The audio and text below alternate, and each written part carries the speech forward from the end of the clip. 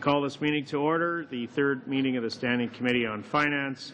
Our orders of the day are pursuant to the order of reference of Wednesday, June 15, 2011, study of Bill C-3, an act to implement certain provisions of the 2011 budget as updated on June 6, 2011.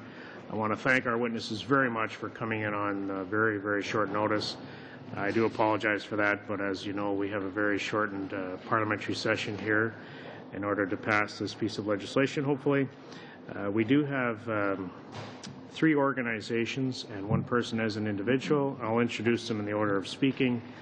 First of all, from the C.D. Howe Institute, we have Mr. Finn Poshman, the Vice President for Research. As an individual, we have Ms. Jane Launderville, the Interim Chair and Associate Professor, College of Management and Economics from the University of Guelph. Welcome. We have, thirdly, the Canada Mortgage and Housing Corporation. We have the President, Karen Kinsley, and the Vice President, Pierre Serre, Insurance Product and Business Development. And we have from Genome Canada, we have the Executive Vice President, Ms. Cindy Bell, Corporate Development. Again, thank you all for being here. So we'll start in order, as I mentioned. We'll start with Mr. Poshman, and we'll work our way down. So Mr. Poshman, you have between 5 to 10 minutes for an opening statement. Thank you very much, Mr. Chairman. Good morning, members of the committee. An absolute delight to be here. I am Finn Poshman, Vice President of Research at the C.D. Howe Institute, a nonpartisan, nonprofit think tank, and it is my absolute pleasure to open this conversation this morning on the proposed legislation before us, Budget Implementation Bill C-3. Now, the Act, of course, or the Budget Implementation Bill, has a number of different parts. And I'm going to focus exclusively on Part 7, which introduces an act, the Protection of Residential Mortgage or Hypothecary Insurance Act. This is very much the interesting or the different, the active and the new part of this legislation, something that was telegraphed, or rather expressed quite telegraphically in the two versions of Budget 2011, wherein the government of the day proposed to introduce legislation extending a stable framework or a more stable framework for the financing and insurance of residential housing in Canada. And that's exactly what this Act does. It acts on the government's stated intention to introduce legislation and a framework for regulating the Canadian mortgage insurance business. And I think this is probably a good thing. And it's an important business, too. The mortgage market has made home ownership affordable for many millions of Canadians, and the mortgage insurance market has given lenders the security they needed to make ownership affordable for millions of first-time buyers and for others with less than 25% down payments on their home purchases. So the mortgage business, the mortgage lending business, the mortgage insurance business is very much part of the firmament of the Canadian residential housing system. It's part of our ethos, and it has operated roughly as we know it today, more or less since World War II. It's important, though, to get a feel for the size of the marketplace.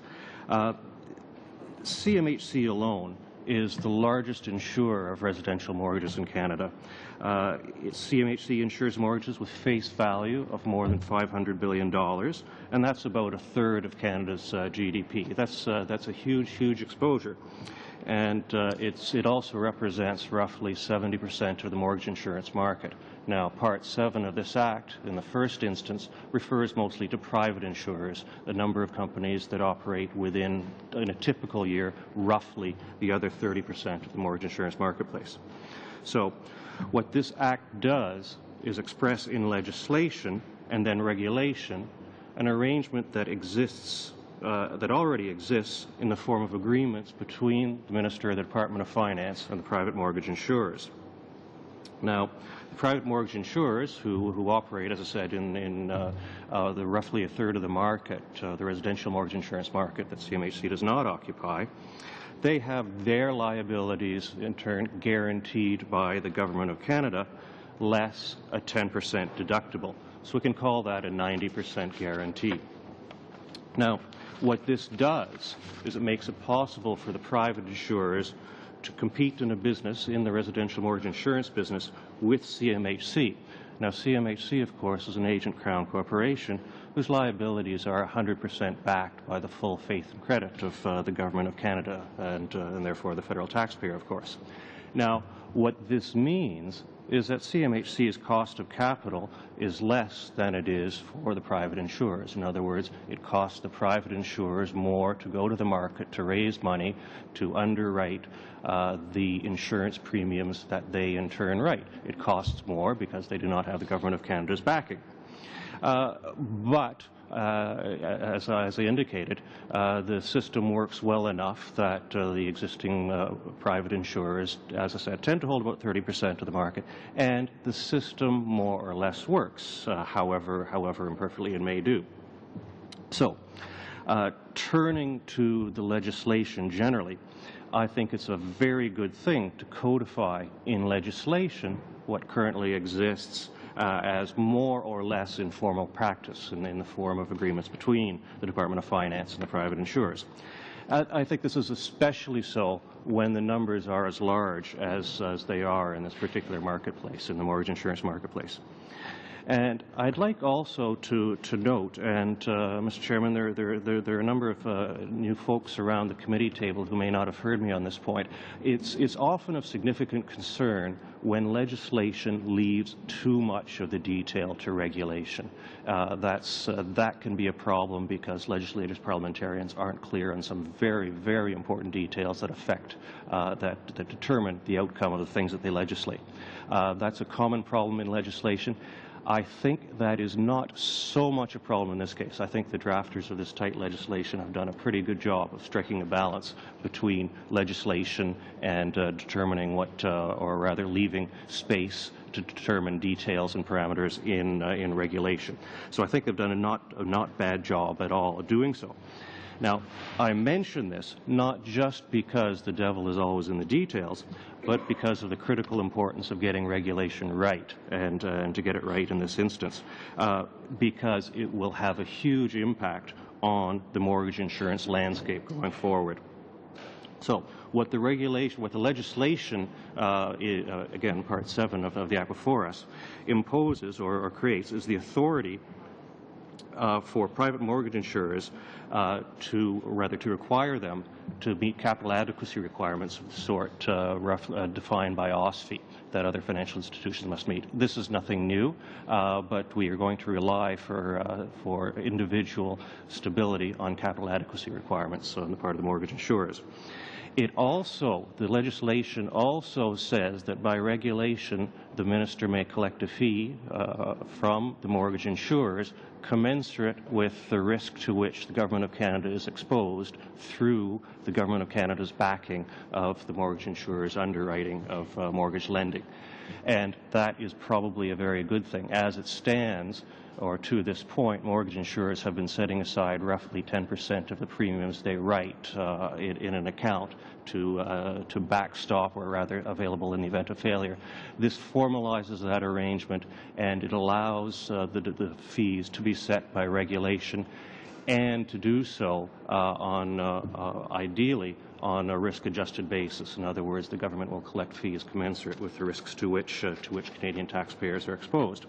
So on the face of it, this is a reasonably stable solution. In other words, with capital requirements defining the stability of the individual financial institutions, with an insurance premium or a reinsurance premium collected by the government reflective of the risks to which the taxpayer is exposed, we have a potentially stable market outlook or market framework. Now, so it goes for the private mortgage insurance part of the business.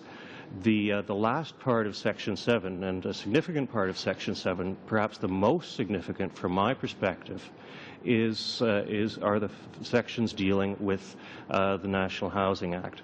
Now, these will affect CMHC quite specifically, and what it does, in a way, again, is codify existing practice. In other words, the legislation says that CMHC shall provide or make available to the minister, and the minister may make available to the public any books or records that that are relevant to determining the nature and scope of the corporation's activities, and perforce the risks to which CMHC is exposed through its mortgage underwriting activities.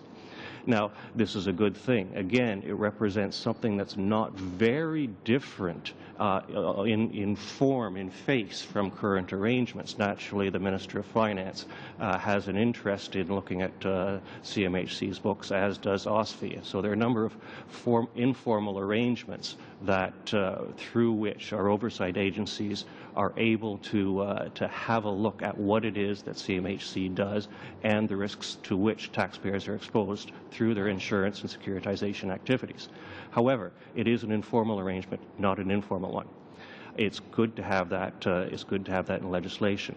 The final point on this is that the legislation also grants authority to write regulation that will determine a fee that CMHC may charge or may be charged by the Government of Canada, representing the risks to which CMHC's activities expose the federal taxpayer. If this fee is risk adjusted and matches the risks to which CMHC takes on, we're moving into a new framework for a new sort of marketplace where you have a much more level playing field as between the private insurers and between CMHC. And if the fees that the Minister or the Government of Canada may charge CMHC are indeed risk adjusted and do reflect that CMHC's liabilities are 100% backed by the Government of Canada as opposed to 90% backed, we have moved, or we will have moved, into, as I said, into a very different, more competitive, more level landscape in the mortgage insurance business. And this is potentially a very good thing. I'll stop there. Okay. Thank you very much, Mr. Poshman. We'll now go to Ms. Launderville, please, for your presentation. Thank you. I have been a professor of real estate at the University of Guelph since 1993, teaching and doing research in the area of mortgage finance, among other interests. Prior to that, I did PhD studies in urban land economics at UBC, worked as a real estate consultant for 6 years for Ernst & Young, and completed an MBA at Harvard. This past fall, I wrote an analysis of the mortgage insurance system in Canada for the Macdonald-Laurier Institute, and some of my comments today will be taken from that report. So I appreciate the opportunity to speak to this today. Again, I will also be concentrating on Part 7, which is where my expertise lies. Canada can be justifiably proud of our mortgage finance system. Careful underwriting and legislation has allowed us to weather the global financial crisis better than almost any other country. The percentage of mortgages 3 months or more in arrears was less than 0.5% in February of this year. Since 1990, it has never been more than 0.7%. Even when healthy, in quotation marks, the U.S. arrears rate was much higher than this. So while the system is strong, there are always room for improvement. This legislation is a good start to recognizing the importance of opening the market, the mortgage insurance market in Canada, to competition from the private companies, to give consumers greater choice and to allow for increased insurance product innovation. Clause 42, which allows the Minister to tighten underwriting criteria, is a critical safeguard of Canada's system and prevented the types of careless lending done in the U.S. from happening here. The Minister can tighten underwriting requirements as deemed necessary, such as the reduction in the maximum amortization period for insured mortgages to 30 years, which was made this year. Mortgage insurance companies must follow these guidelines to retain their 90% backing, which enforces their adherence to this. Despite the positive aspects of this proposed legislation, I have a couple remaining concerns. As Finn mentioned, as a Crown Corporation, CMHC mortgage insurance policies are implicitly 100% guaranteed by the federal government under the Basel Accord. CMHC insured mortgages then require no capital reserves by financial institutions. Clauses 22 and 24 in this Act retain the corresponding maximum protection for private companies to only 90%. So at the moment, the lender decides who will insure a mortgage loan, CMHC or a private insurer. As a consequence, banks whose loans are insured through a private firm must set aside some capital reserves against the possibility of default by the insurer, which is not a requirement if the loan is insured by CMHC. Thus, rates of return are higher on CMHC-backed mortgages. When profit margins are thin and banks are nervous about capital reserves, as in the financial crisis beginning in 2008, this makes a major difference. The evidence of this is in the growth of CMHC's mortgage insurance premium income during 2008 and the drop in Genworth's. Because of the difference in levels of guarantee, each financial institution's treasury or risk officer determines how much of the institution's mortgage insurance business can be sent to private investors, limiting an amount because of the capital reserve requirements. The implication of this for consumers is reduced choice.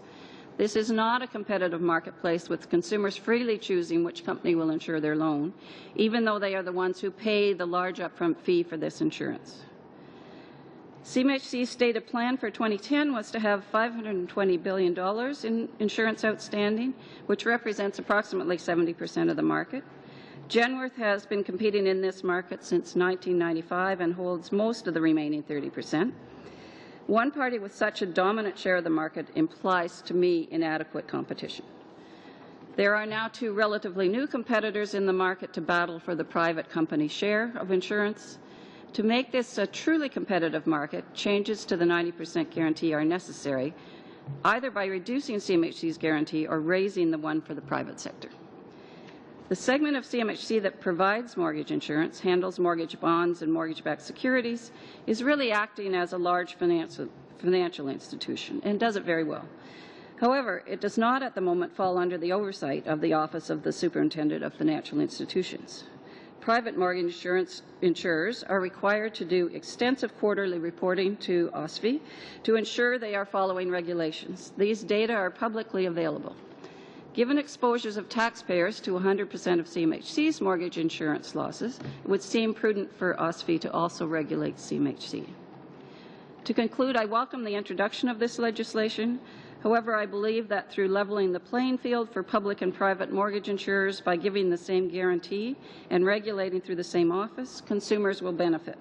There will be more private insurers competing for their business, ensuring competitive fees and greater incentives for product innovation. Thank you. Thank you very much for your presentation. We'll now go to Ms. Kinsley, please. Thank you, Mr. Chair, and it's a pleasure to be here to discuss the Budget Implementation Act as it relates to Canada Mortgage and Housing Corporation's mortgage loan insurance business. Pour établir le contexte, il faut savoir que pour les prêteurs sur réglementation. Given the context, as by way of background, mortgage loan insurance is mandatory for federally regulated lenders when the buyer of a home has less than 20% down payment. This insurance indemnifies the mortgage lender against loss if a borrower defaults and allows qualified borrowers to access the housing market with less than a 20% down payment and at interest rates comparable to those with larger down payments. The mortgage insurance premium is based on the amount of the mortgage and varies based on the loan-to-value of the mortgage. As an example, a borrower who wishes to purchase a $100,000 house with a down payment of 10% would obviously require a mortgage of $90,000 and have a loan-to-value ratio of 90%.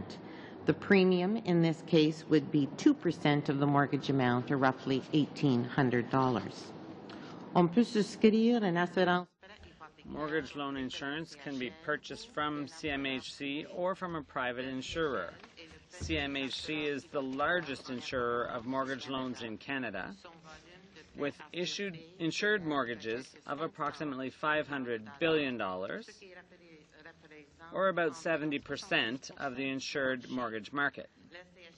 CMHC currently has two private sector competitors, although at times there have been as many as 4. There are some fundamental differences between CMHC and private insurers.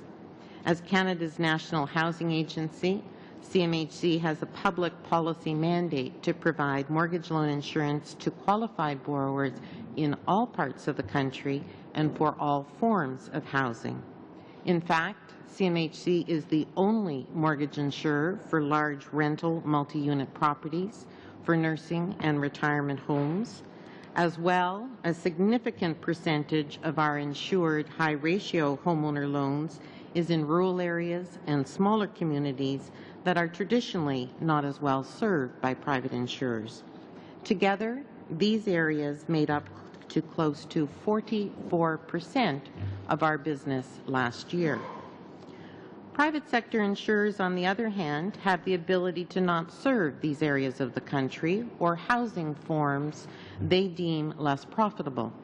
This is why CMHC is backed by a 100% guarantee by the Government of Canada, while private insurers are covered at 90%. These long-standing levels of guarantee are reflected in the Budget Implementation Act.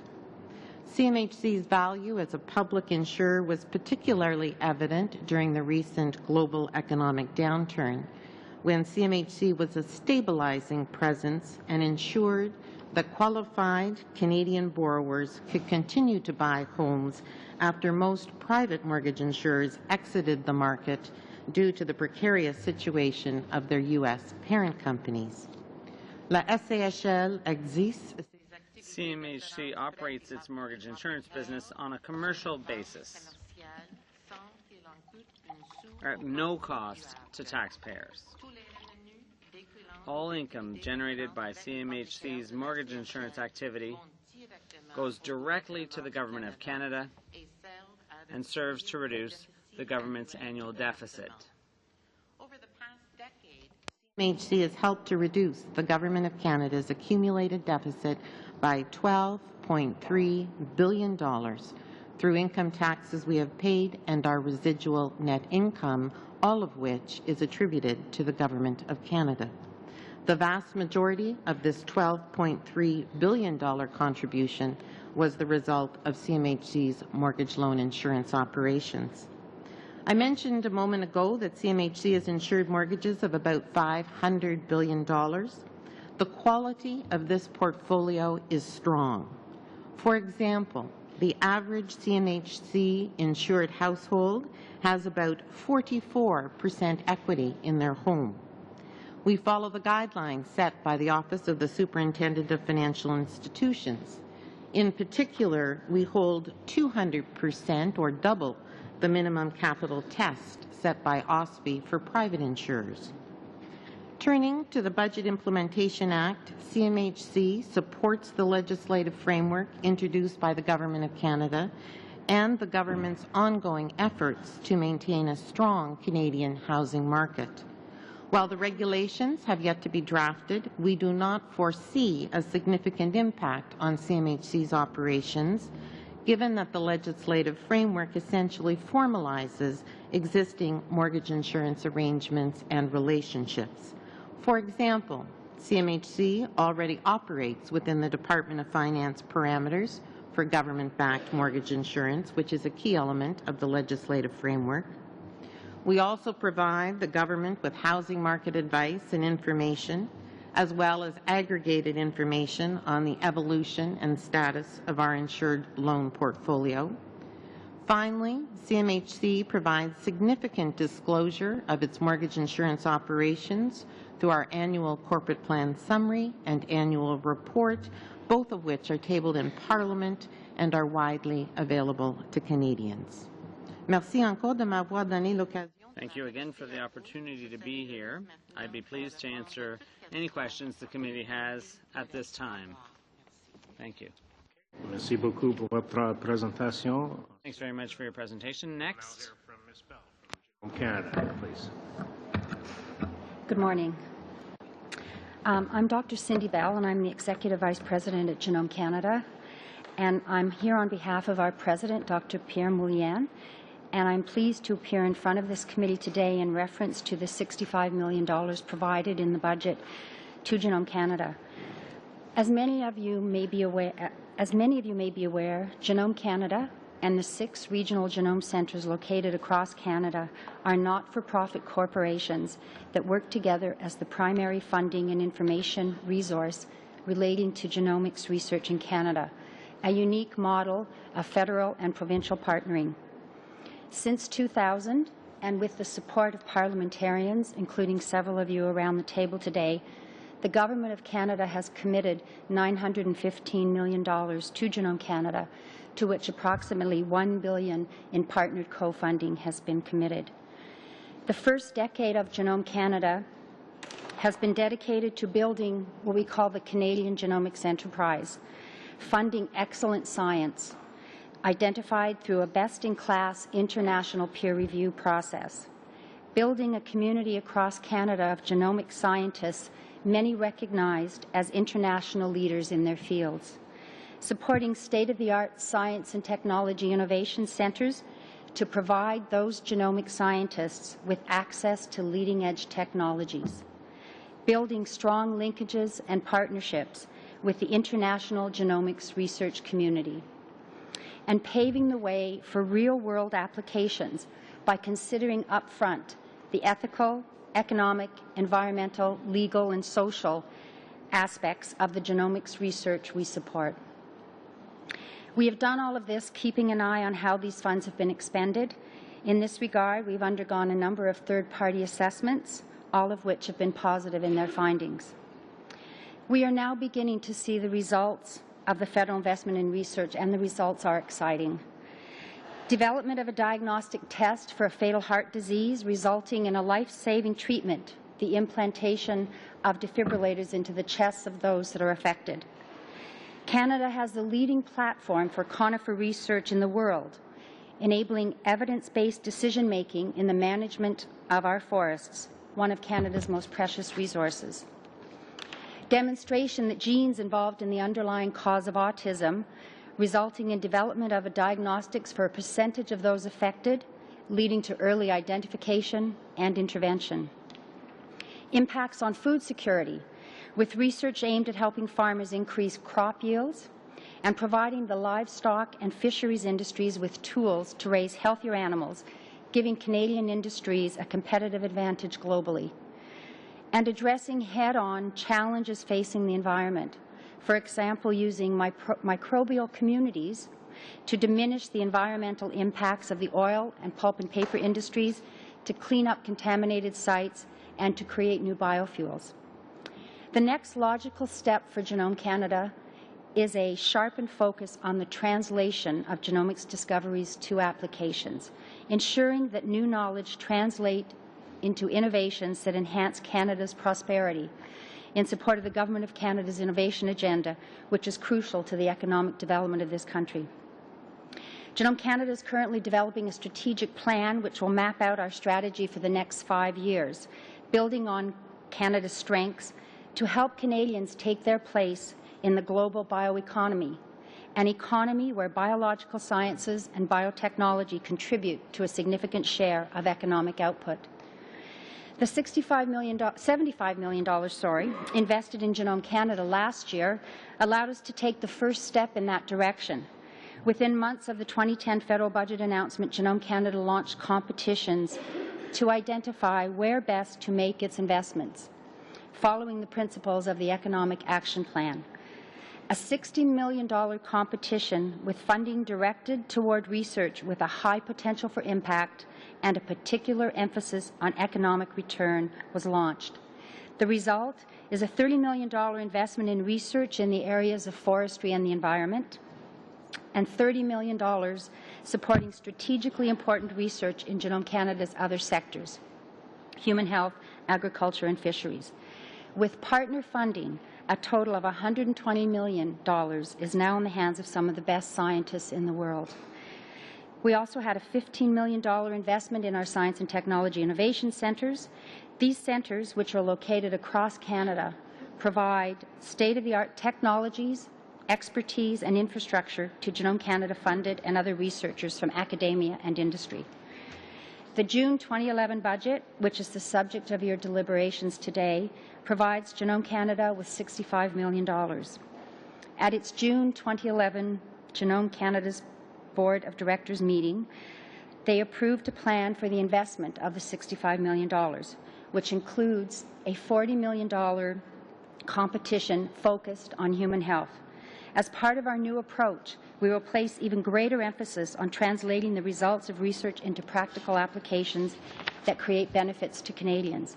We will engage end users, such as industry, federal and provincial policymakers and regulators up front and throughout the research process to ensure the relevance of the research we support. We also have a $5 million investment proposed on bioinformatics and computational biology. Due to the high throughput nature of the genome sciences, an immense quantity of data is generated that needs to be stored and analyzed in more and more sophisticated ways. For example, a single week's run on a next-generation DNA sequencing machine generates approximately 1 terabyte or 1,000 gigabytes of data. We've included a $6.5 million investment in 3 key international initiatives that we support, each led by a Canadian scientist. And as requested, the remainder of the funds will be used to support the operations of Genome Canada and the regional genome centres. Our vision for the future will require greater financial investments, and we will make this a reality by growing the funding pie, further leveraging the federal government's investment and bringing new investors to the table. In 2010, we welcomed a new president and CEO, Dr. Moulian. He is well positioned to lead the Canadian Genomics enterprise and strengthen the role of genomics research in the development of the Canadian bioeconomy in partnership with the Government of Canada. Genome Canada is excited about the future and the potential impact of genomics research on the health and well-being of Canadians. To quote one of our scientific leaders, the way we define the success of our research is to start a project, finish a project, and along the way make discoveries that have an impact. We strongly encourage the passage of this important budget bill, and I look forward to any questions. Thank you. Thank you very much for your presentation, Dr. Bell. We'll begin with questions with members. Just remind members, this committee has agreed to 5-minute rounds, so I'll just ask our witnesses. Members do have very limited time, so if you can be as brief as possible in your responses. And we'll begin our round with Ms. Nash, please. Well, thank you to all the witnesses for being here this morning. And my first question is to Mr. Poshman on the mortgage insurance issue. We know that when the private mortgage insurers, the large ones, came into Canada, like the now defunct AIG and Genworth, the result was that borrowers signed up to about $50 billion in 40-year mortgages, which were some of the most expensive and least flexible mortgages that there are. 10 billion of those mortgages required no money down. So many Canadians got into debt over their head. Now, we've heard from Ms. Kinsley that, in fact, Canada weathered the downturn better than most other countries and that we are relatively stable.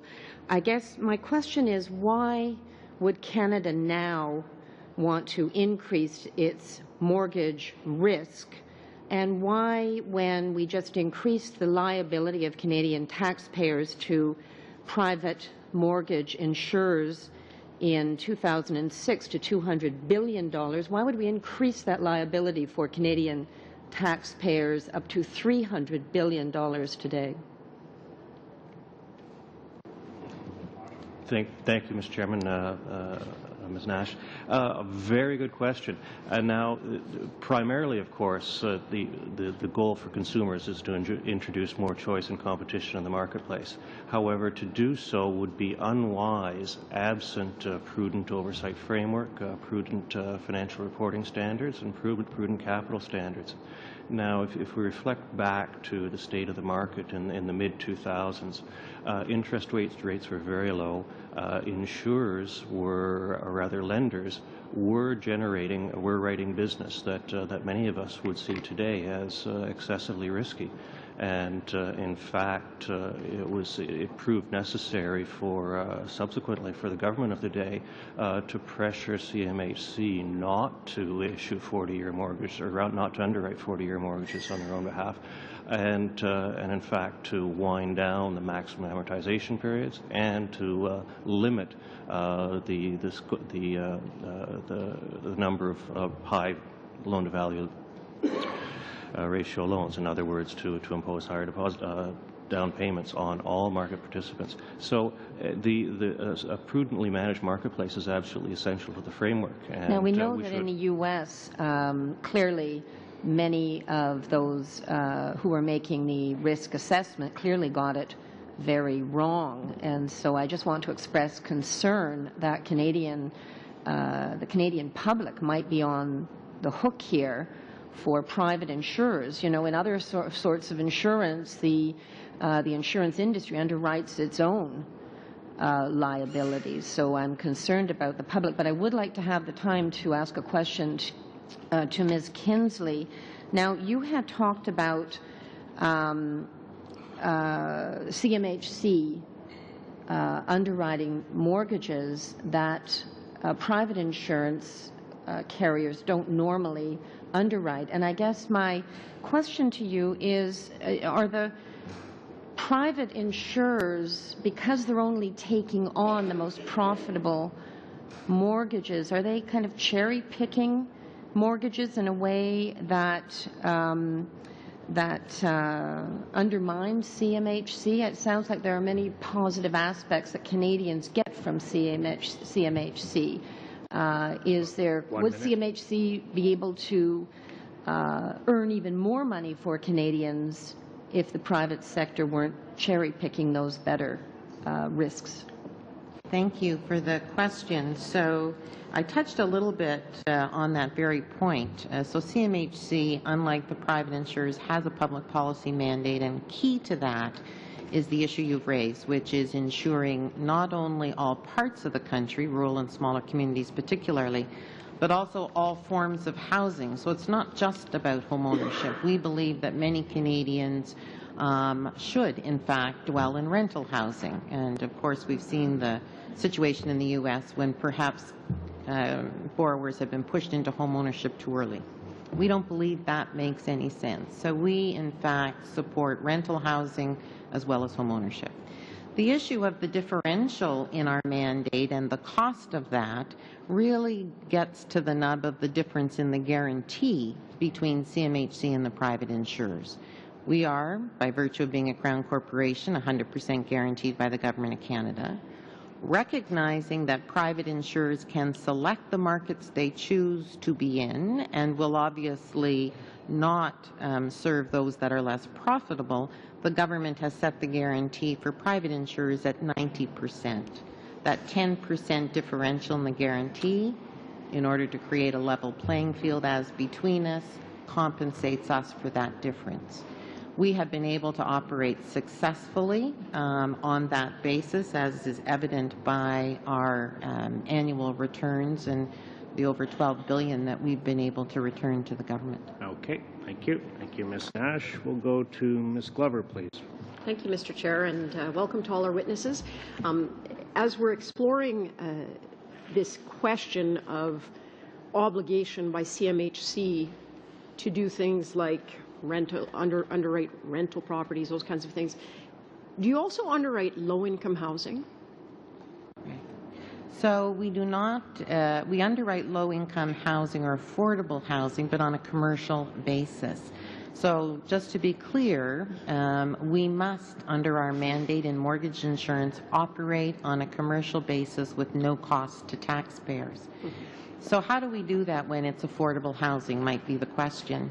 Fairly simply, because the rents are so low, they're affordable by definition, we are able to underwrite those properties, recognizing that in the event, heaven forbid, that there is a default, there is some room in the marketplace to move those rents up to market. We wouldn't want to do that, but it is a mitigant, a commercial mitigant to our underwriting in those areas. But to be clear, this is a commercial process separate from any subsidies that we may administer on behalf of the government for affordable housing. Right, but what's very important to most Canadians who would have to live in those low-income housing units or rent from those low-income housing units is the fact that if the owners of the low-income housing units didn't have access to CMHC with that 100% guarantee, they wouldn't exist, because the private insurers don't, am I correct? The private insurers don't underwrite those You're absolutely types. correct. Yeah.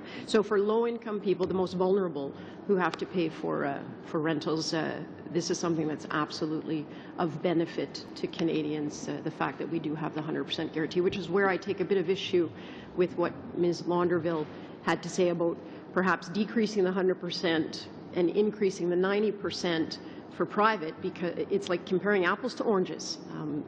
The fact that we need to take care of those who need some help makes this, I think, absolutely palatable.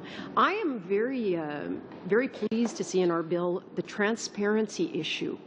Of course, agreements in the past were done kind of out of the public view. This legislation will now ensure that there is transparency, and I'm wondering perhaps Mr. Poshman can speak to how he feels about the fact that public legislation is it superior to those private contracts, do you think, as far as transparency goes? Well, to be clear, we're talking about bringing into legislation a contract framework that has previously governed the relationship between the Department of Finance and through the Government of Canada, through the Department of Finance and the private insurers. Transparency is almost in everywhere to be desired. It certainly is here. One is that from the point of view of private insurers who do publish quarterly statements through OSFI, we want to know the risks to which our participants in the financial institutions framework are exposed as part of an ordinary financial stability mandate. What's new and different here is bringing CMHC, or potentially bringing CMHC fully within that framework. I think it's absolutely superb that CMHC is well capitalized, that its lending activities are managed prudently, that its securitization activities are professionally run. This is absolutely terrific news, and Canada's public service and employees of its Crown agencies, to all appearances, do a very, very good job. What's important, though, is that Canadians, Parliament, taxpayers, and others should see it. And that's what this framework potentially does. We should understand better the risks to which Canadian taxpayers are exposed. And if you compare, for instance, the public documents, the annual reports and financial reports prepared by CMHC to regular reporting from Fannie Mae and Freddie Mac in the U.S., it's night and day. We know a lot more about the exposures of Fannie Mae and Freddie Mac in the U.S. than we do in Canada. Okay, you've got about 30 seconds for a brief question. The $300 billion increase. Everyone who applies for a mortgage still has to qualify. The criteria is still the same. And so when we talk about that increase, it doesn't change the fact that our government has put in place some stricter measures to protect against people who are going into too large of a personal debt, which is why we reduced, as Ms. Nash said, from a 40-year amortization now down to a 30-year amortization. Under this government, we've made a number of changes, and I think they reflect well for the personal debt, to reduce the personal debt of Canadians. Thank you. Okay, thank you very much. Ms. Clever, we'll go to Mr. Pachetti, please. Thank you, Welcome Mr. back. Chair, and congratulations on your election once again. I'll miss the committee. Thank you to the witnesses for being here. More of a point of clarification in terms of the how it works, and I'm not sure who's going to be able to answer this, but it's the lenders that decide who they're going to utilize as the end user. So it's not clear who's making the money and who's going to pay more. I think Mr. Poshman, you said that it's going to cost more to deal with the private sector. But Ms. Nash was alluding to the fact that the private sector will probably be able to have the pick of the litter. So who's going to be making the money, and how much more will it cost consumers, even though we are opening up the market? So I guess you, Mr. Poshman. Thank you. Yeah. Thank you, Mr. Chairman. Mr. Pachetti. First, our legislative framework generally requires that mortgage insurance be acquired by a borrower in respect of mortgage lending where the down payment is less than 25%. Now, the arrangement as between the borrower and the lender and the insurer is subject to negotiation. There's no absolute insistence that CMHC be the insurer in all and every instance. But the one that carries a little bit more risk, will he be more readily, I'm talking about the borrower, will he more readily be insured by CHMC or by the private sector? That's unclear. What is clear, though, is that the guy that carries, just because I know my time is limited, so the person or the person that carries a larger risk should be paying more, should he not, or he or her?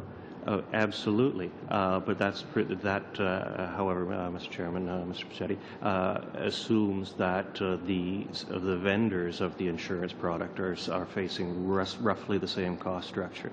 The fact is that the private insurer has much more costly capital because it is not backed by the But will the lender make money? Will the lender make more money if he utilizes the private sector or CHMC? That's the point. You can't tell. Ms. Lauderville, would you know? The lender makes money on the mortgage. The insurance is separate for them. It's just something they have to do. So now it's up to the user or the borrower, sorry, not the user, but the borrower to negotiate with the insurance company through the lender. No, the lender says, we're going to insure this loan. We have to insure it. Here's what the fee is, and we're sending it to CMHC or we're sending it to Genworth. It doesn't really matter who it gets sent to. The fees are basically the same. So why are we opening this up? Why doesn't it just get controlled by CMHC and we keep the cost down instead of having to open up the market? Well, in my view, the more competition you have in the market, the more... But you just told me there was no competition. Well, but there is. You're not allowing me as a borrower to compete. It's not an open market. It's not open. Well, if from the lender's perspective, if everybody was the same, then they wouldn't care who went, and they would say, who do you want to insure with? Right. So how is the lender going to determine whether they're going to use the private sector or CHMC? That's still not very clear.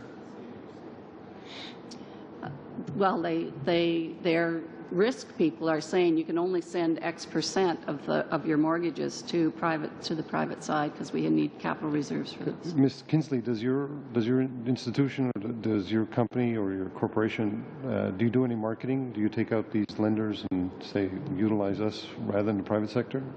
We certainly are operating in a competitive environment, so we advocate our services. I think it's a little simplistic to say. So now you're going to have three other big players coming in, so your marketing is going to increase, and the three private sector and corporations or private corporations, or their costs are going to increase as well because they're going to have to market. So if they're not going to market the lender, they're going to have to market towards the borrower, and the borrower is going to have to insist, I want my insurance to be backed by a private insurance or CHMC. The costs are going to go up. So in the end, the consumer is going to be paying for this. Nobody's made the point that the consumer is going to benefit from this. There are going to be additional costs. If it's not going to be an open market, the consumer is not going to benefit. I just want to ask one quick question, Ms. Bell. Genome, the money that you will be receiving, how is it going to be separated between? Is it going to be separated between regions? Is it going to be based on matching if one Genome branch is going to be able to attract more money, or is it going to be based on sector, if it's health science or current applied science or whatever? The funding that we're going to receive this year, the majority of it will go to human health, and it's based on scientific excellence and other criteria that we assess, and there aren't amounts allocated to any particular region. Okay, thank you, Mr. Pacetti. Ms. McLeod, please. Thank you, Mr. Chair. And I actually need to quickly go back because I think my colleague was sort of leading down a different path. I mean, this system has been in place, and we are just actually, clarifying it in legislation. And perhaps, Ms. Launderville, do you want to quickly have the opportunity to clarify, because I think it was some of the previous questions you didn't get a chance to respond to in terms of how this benefits consumers. Well, I think the more competitors you have in a market, the more competition there is. The fact that CMHC has been able to provide the government with $12 billion over that period of time is coming from primarily first-time homeowners paying their mortgage insurance. Is that who should be paying down the deficit? I think a competitive market will likely could change fee structure, for one thing. In some countries, you pay an upfront fee and a monthly fee, or just a monthly fee, until your mortgage gets down below the 80%. So there's other options out there that we maybe haven't considered in Canada. So we talk about sort of backstopping these mortgages and the government being responsible. To what degree have we ever had to sort of draw down on that 100% versus the 10%? I mean, how much are we talking about? Was that number of less than 1%, Mr. Poshman? Was that you talked about less than 0.07%? Oh, sorry. Yeah, these are mortgages that are in arrears, so 3 months in arrears are less than half of 1%. I mean, we do a very good job, private and public sector, in underwriting mortgages in Canada. And we don't lend to people who can't pay it back. Some people get into trouble, some people do default, but even those ones that are 3 months in arrears, some of those will come back and get paid off again. So there really isn't... The risk is very low. I would say. I just had to sort of head on that point. I actually had intended to talk to Dr. Bell about Genome Canada, and just perhaps you talked about sort of many different areas of work, and then I know you have lots of regional centers. I would presume if you're doing competitions, it's for the private or the university researchers. Could you talk a little bit about what your regional centers do versus, how your competitions work in terms of research dollars? We launch national competitions in which scientists from across Canada can apply to us for funding. The primary role of the regional genome centers is to work with the scientists in their regions, focusing usually on areas of priority for that region, to prepare them for the competition at Genome Canada, and then also to secure the co-funding. We, as you know, we receive funds from the federal government, which we match dollar for dollar with other funding, and a lot of that comes from the provinces, and that is the role of one of the main roles of these centers. Okay, so being as I'm from Vancouver, I'll use Vancouver as my example. Can you maybe talk a little bit about specifically what might be happening in that community, where Certainly. the partnerships are? And Certainly. British Columbia happens to be one of the provinces that has contributed greatly to the genomics environment in Canada, in that they have given specific funding to Genome British Columbia that not only is used to co-fund the Genome Canada projects, but has allowed Genome British Columbia to launch competitions regionally to build up capacity and expertise in areas of priority in British Columbia. For example, British Columbia, the city of Vancouver, holds one of the leading science and technology innovation centers in Canada. And this is primarily focusing on DNA sequencing and the technologies that go with this, but this allows all of the Canadian scientists to have access to this technology for their research. It's housed in the BC Cancer Agency, but the forestry projects, the fisheries, environment, agriculture, all have access to the same technology. And this group of scientists has participated in a number of key studies. One, for instance, is an individual who had a tumor of the tongue in which they could not identify which type of treatment was appropriate. Nothing was successful. They sequenced the tumor, identified that he had a mutation very similar to a kidney tumor, and there was a drug that could treat that, and they've now used that to treat the tumor in the tongue. That's one of the things that has come out of some of the research in Vancouver. Okay, you got 20 seconds. Any other great examples? In 20 lots, seconds. actually. Yeah. One more brief one. I have to think. Salmon. We have a great salmon projects that are going on in Vancouver, and in which we have been able to contribute to the sequencing of the salmon genome, which is a key resource to allow us to create healthier not only aquaculture industry, but wild fisheries industry with all salmonids. Okay, thank you, Ms. McLeod. We'll go to Mr. Marston, please. Well, thank you, Mr. Chair, and thanks to our guests for being here. It's been a very interesting conversation so far. It seems to have been identified that the private lenders have got a way of limiting their liability by selecting particular mortgages they want to want to protect. And prior to 06, again, another comment that was made is that they all should be the same. Well, prior to 06, they all were under CMHC. And two of the presenters talked about 100% backing for private mortgage firms, you know, but I didn't hear anything about moral hazard in that part of the discussion. But a more specific question is, if the private sector pays more for capital, why would we want to make the public sector pay more, and how would that benefit consumers in Canada? I just throw it out there. Thank you, Mr. Chairman. If I may take that, I don't think anyone would recommend that mortgage insurers or private mortgage insurers be 100% backed by the Government of Canada, or certainly not so without appropriate risk compensation in the form of risk-adjusted premiums paid to the Government of Canada in a reinsurance model. What is relevant here is establishing more of a level playing field, because there's an important question to be asked, which is why we have significant government involvement, significant government role in the mortgage insurance business. Certainly, you don't need to have a large residential underwriting business to underwrite lending with respect to low-income or social housing properties. These can all be addressed through other means. So if you are going to have a major backing for the private sector as essentially a reinsurer, which is not a bad model, there should be adequate compensation for it. And let's not forget that there are risks going the other way.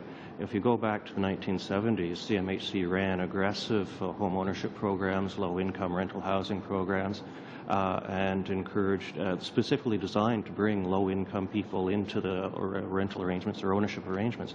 Come the 1981 downturn, these lending arrangements, insurance arrangements, went absolutely to pieces. So by 1984, the actuarial deficit that CMHC was running was $800 million, and that represented a significant draw, a very big draw in numbers of the day on the public purse. Well, why do Canadians need, a 50% increase in the liability insurance, from $200 billion to $300 billion? Well, we're simply talking about expanding the maximum amount coverable, that can be underwritten by the Government of Canada. And if the marketplace is willing to support that under prudent underwriting terms, there's really no reason it shouldn't. You spoke of the 1970s and into the 80s downturn. I was one of the people who went from 10.25% interest to 21 3/4. So I know what it feels like. Ms. Launderville, you've done a study, a report. Do you know of how many industrial countries actually have policies where they back non-governmental mortgage money? I know that there are private insurers in many other countries. I don't know to the extent that they're government-backed. Could you qualify that? Many other countries? Are you talking half a dozen? Or? Oh, no. Many countries have mortgage insurance now. Australia has only private mortgage insurance. For example, they sold their public insurer to a private sector company, and now they have 3 companies providing mortgage insurance in Australia and New Zealand. There's another question. Maybe Ms. Kinsley would like to answer this one. Is what do Canadians get in return for their generosity to the private sectors that they couldn't get from CMHC? Is there an advantage that anybody can see? We've heard the other side. I'm sorry? 1 minute. Okay. I'll give her a chance to answer. I'm going to self-interestedly say no. What I'm looking for. But I'll, kidding aside, I think the discussion earlier, we offer basically the same products and the same services through our lender clients to home buyers. So there will be, I think all the companies would argue, there may be some difference in service levels, there may be some difference in turnaround times for approvals, but at the end of the day, the substantive issue, which is insured or not, we operate the same. Thank you. Okay. Thank you, Mr. Chair. Thank you, Mr. Marston. We'll go to Mr. Van Kesteren, please. Thank you, Mr. Chair, and thank you, witnesses, for appearing. There's been much talk about the not necessarily the entry, but the legislation and the encouragement of the private sector. And the argument goes, I suppose, that the public institutions, and you've done an excellent job, Mrs. Kinsley, it's an I think we've got a generation of success, maybe some glitches, but the argument is that the public sector does a better job at guaranteeing the market. I wonder, and I'm going to direct this question to Mr. Poshman. The way I understand it, if we take the United States and Freddie Mac and Fannie Mae, weren't those two public institutions largely responsible for much of the turmoil that happened in the States? And do I understand this correctly by suggesting that much of the downturn and the havoc that was created in the States was a result of government policy that didn't necessarily encourage good behavior in lending practices? Am I right? And maybe could you expound on that? Thank you. Delighted to. The situation in the U.S. Was a little bit different, and it certainly is a good or forms a good, flashing red light, so to speak. Fannie Mae and Freddie Mac, and they weren't the only government-sponsored enterprises who underwrote mortgage lending.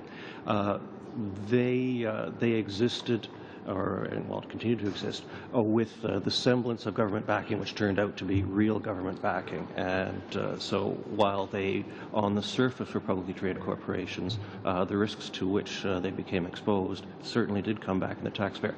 You needed more than just that, though, to create the problems that we saw in the U.S.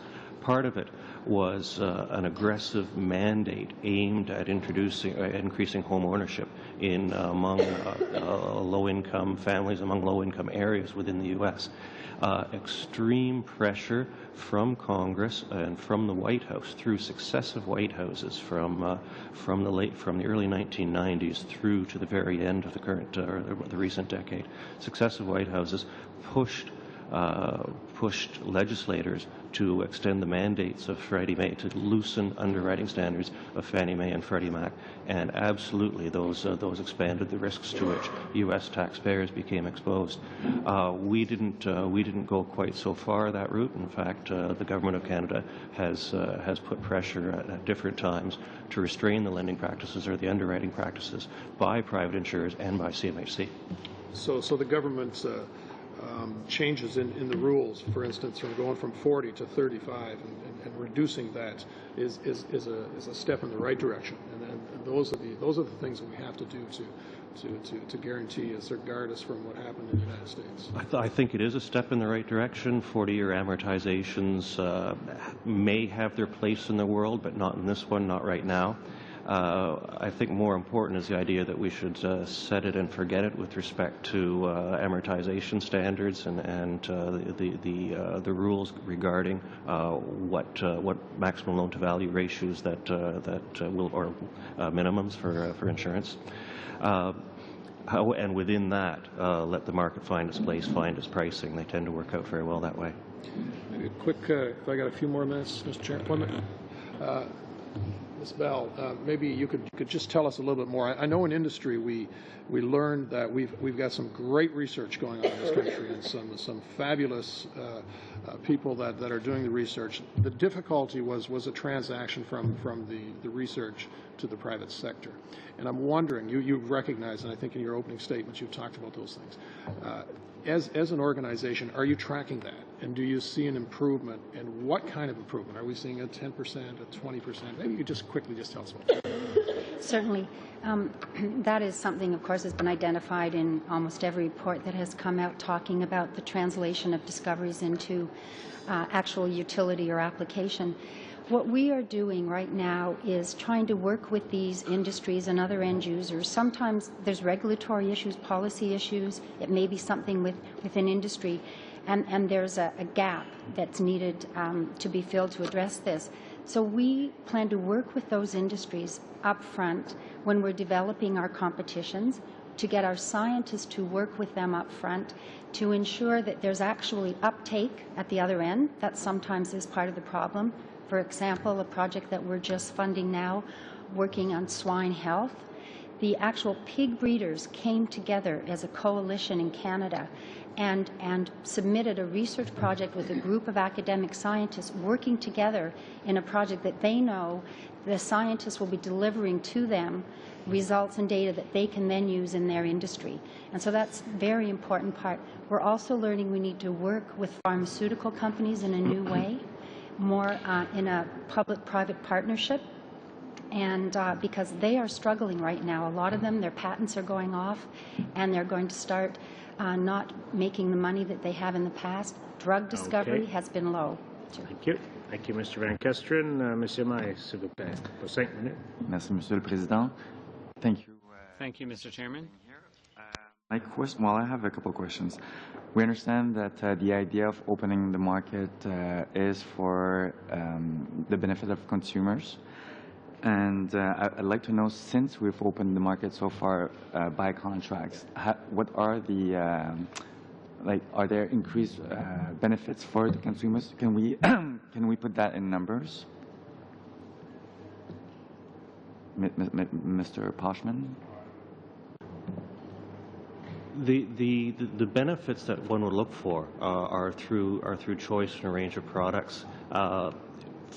To this point, and even we've been working within the 90% framework more or less since the 1990s.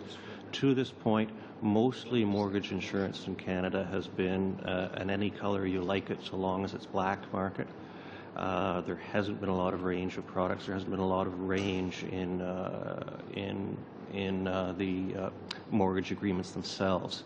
Now, having to speak about range and speak about benefits doesn't mean you simply have to add more risks to the system. You can design mechanisms that are better suited or are well suited to the public, arguably better suited than we have now.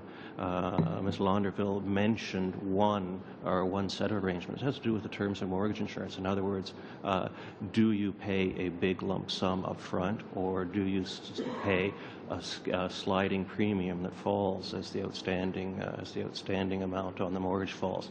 There are many different ways that you can tune the parameters within, and it's all about introducing choice and producing products that better match what it is that people demand. Yeah, but in terms of mortgage insurance premiums, for instance, since we have the CHMC which is there, and we have the private sector that comes in terms of mortgage insurance premium, that have they been lowered? Yes, Ms. Kinsley? So I can respond to that. CMHC tends to be the price setter in the marketplace. We have, in fact, lowered premiums and fees 3 times over the last decade or so. In all cases, we have taken the lead to do that, in part because of our public policy mandate. We must operate commercially, but that does not mean at maximum profit. It means commercially. So when we've determined that there's an ability to lower price, we have, and the private sector competitors have followed. Okay. And in terms of, because obviously opening the market means a bit of loss for the CHMC in terms of revenue because of the market, obviously. Is that being compensated by the risk transfer fees that we're getting in terms of opening the market for private companies? I don't know if Ms. Launderville, you can maybe comment on that. I don't know if I'm the best person to address that. Or Mr. Poshman, I don't know. In terms of numbers or in terms of the fees, as I understand it, are set aside in case of a catastrophe where that 90% guarantee has to be acted on. But they're being paid with, they're being paid like annually, or it's an amount that's being paid to the government because they're guaranteeing a certain amount of loan. So, but that amount, does that cover, if you want, the loss that CHMC's getting because the market is opening up? Well, you've continued to grow through the last. See, more people are buying. There's more people buying houses. Houses are going up in value. Loan amounts are going up. So CMHC is not really, I would say, lost. Okay. Yes, Ms.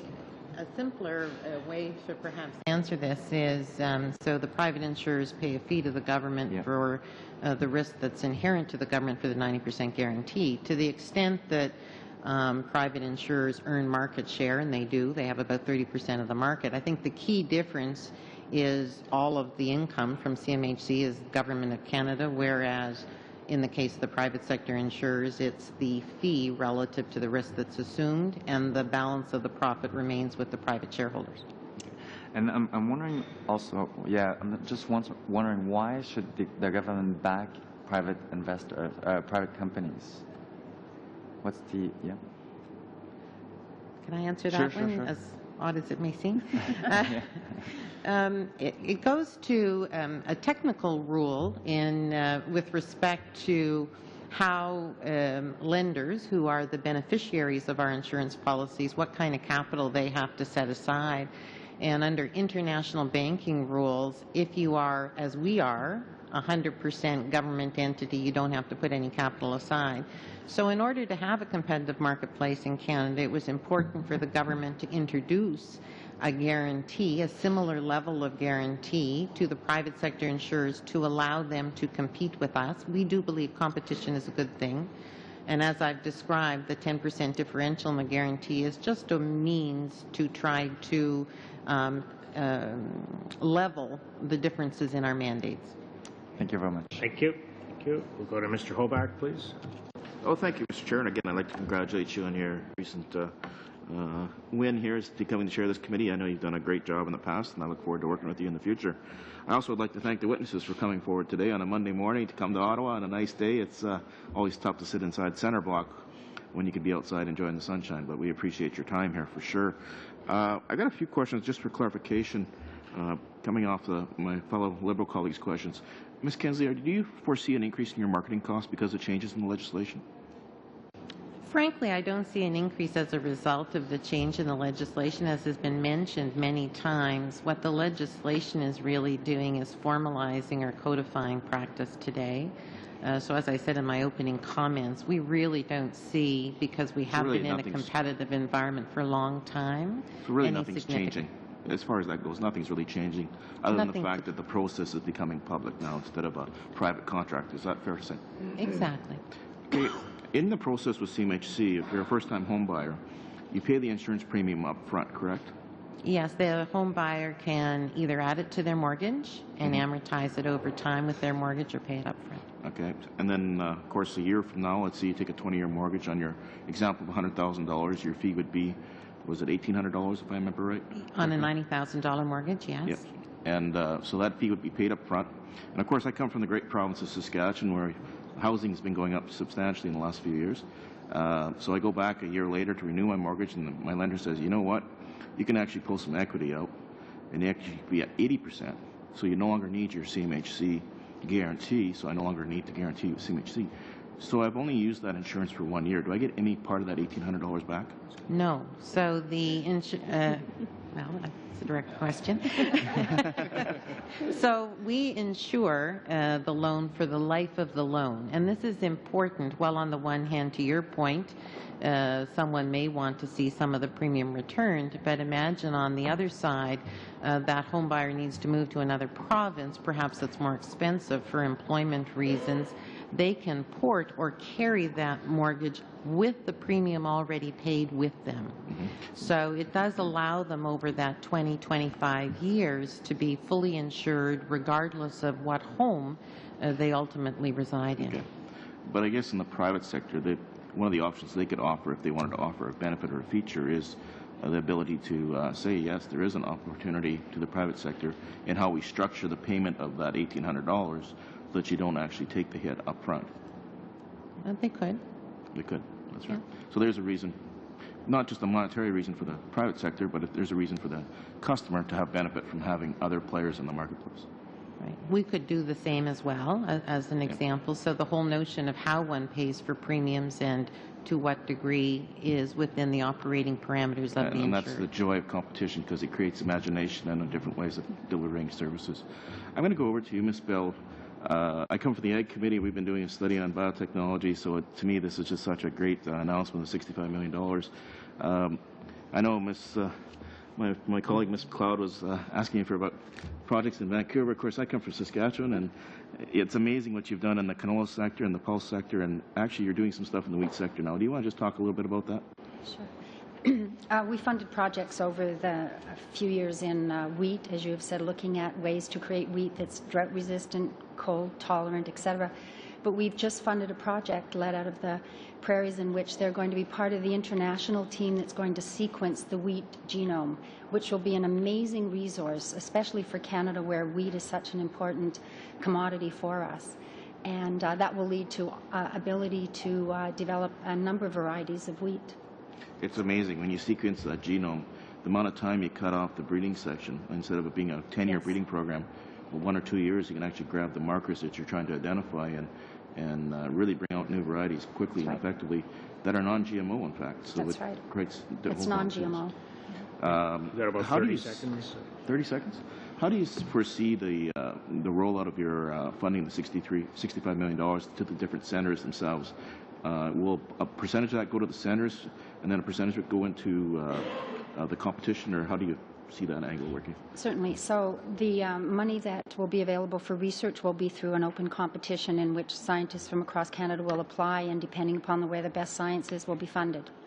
And that's how it works. And then a small portion has been allocated, according to the budget directions, to the support of the centers for their oversight. That's correct. Okay. Okay. Thank you, Mr. Holbach. Monsieur Giguère, s'il vous plaît, pour 5 minutes. Thank you very much, Mr. Chairman. I'd like to come back to a question that was asked by my colleague, Mr. Van Kesteren. It was very interesting. I was extremely surprised by Mr. Poshman's answer. Correct me if I'm wrong, but in the U.S., political pressure for deregulation came directly from the financial markets. There was a lot of pressure, powerful pressure, and as a result, we saw deregulation in the U.S., which led to then private corporations, Freddie Mac and Fannie Mae, and we saw the whole commercial paper meltdown. And even if everything was extremely transparent when they were private companies, they're now crown corporations or state-owned corporations because they stuck U.S. taxpayers with a bill for about $500 billion. This is an example we wouldn't want to repeat here in Canada, and I hope you agree with me. Mr. Poshman? Yes, thank you, sir. I think for the most part I would agree. And there was what one might think of as an unholy alliance in operation in the housing finance, insurance, and securitization market in the U.S. Absolutely, there was political pressure to extend lending where arguably, and in retrospect, it certainly ought not to have been extended. Certainly mortgage lenders who were operating under what's called an originate-to-distribute model sold off liabilities to buyers who were not very well informed about the risks to which they were exposed. The management of Fannie Mae and Freddie Mac, they in turn pressured Congress to lighten their lending standards so that they could lend more and extend their books. And in fact, they were under extreme pressure to demonstrate profitability. And the management also had performance-based pay. This was at Fannie Mae and Freddie Mac, whose operations and every detail were overseen by legislation, by U.S. legislation. And it became so problematic that management had to be removed in the wake of severe questioning about the probity of their financial reporting.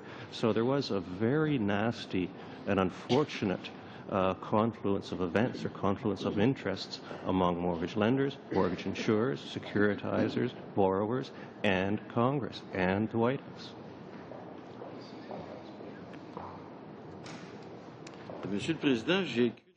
Mr. Chairman, I also noted that there's some confusion between private institutions and the public sector. If I'm not mistaken, at the last session, perhaps Ms. Kinsley can correct me, the federal government asked CMHC to provide certain liquidity to the banks because the banks were withholding payments and it could provoke a recession. If I'm not mistaken, your intervention made it possible to reduce the deficit by some billions of dollars. If not, that would have had to come from the federal budget. Am I mistaken, Ms. Kinsley? Thank you, sir. So, yes, in fact, the essence of what you've said is correct, but I'll make a few corrections to the technicalities. So the global economic downturn, while it did not arise in Canada, it had a ripple effect in Canada. The quality of our housing market, the quality of our borrowers was strong, but the implication of the downturn was that banks didn't have the same degree of access to capital to continue to lend to qualified borrowers as they had in the past. So it was a liquidity crisis exactly as you've described. So the question then became, how could we, in our role as the National Housing Agency, assist? What we did is we said to the government, by way of advice, we have insured mortgages already with many of these lenders. Let's, in fact, bring those mortgages to the broader capital market. We have a program today that does that. And we were very successful in being able to raise money in the capital markets when ostensibly they were shut to most other issuers. But in addition, and the unique program that was introduced was that only went so far. Investors said, well, we like you only to a degree. Ms. Kinsley, can we just wrap up very quickly? So what we ended up doing was purchasing to hold the mortgages that were already insured at a fee revenue to the Government of Canada. So the banks ended up with the liquidity they needed, the Government of Canada made money, and we ended up with no bigger risk than the risk we had through the insured mortgages. Okay, thank you. Merci. We'll go to Mr. Adler, please. Thank you, Chair. I also want to thank all the witnesses for being here today. Some of you I know from my previous incarnation. My first question is to Mr. Poshman.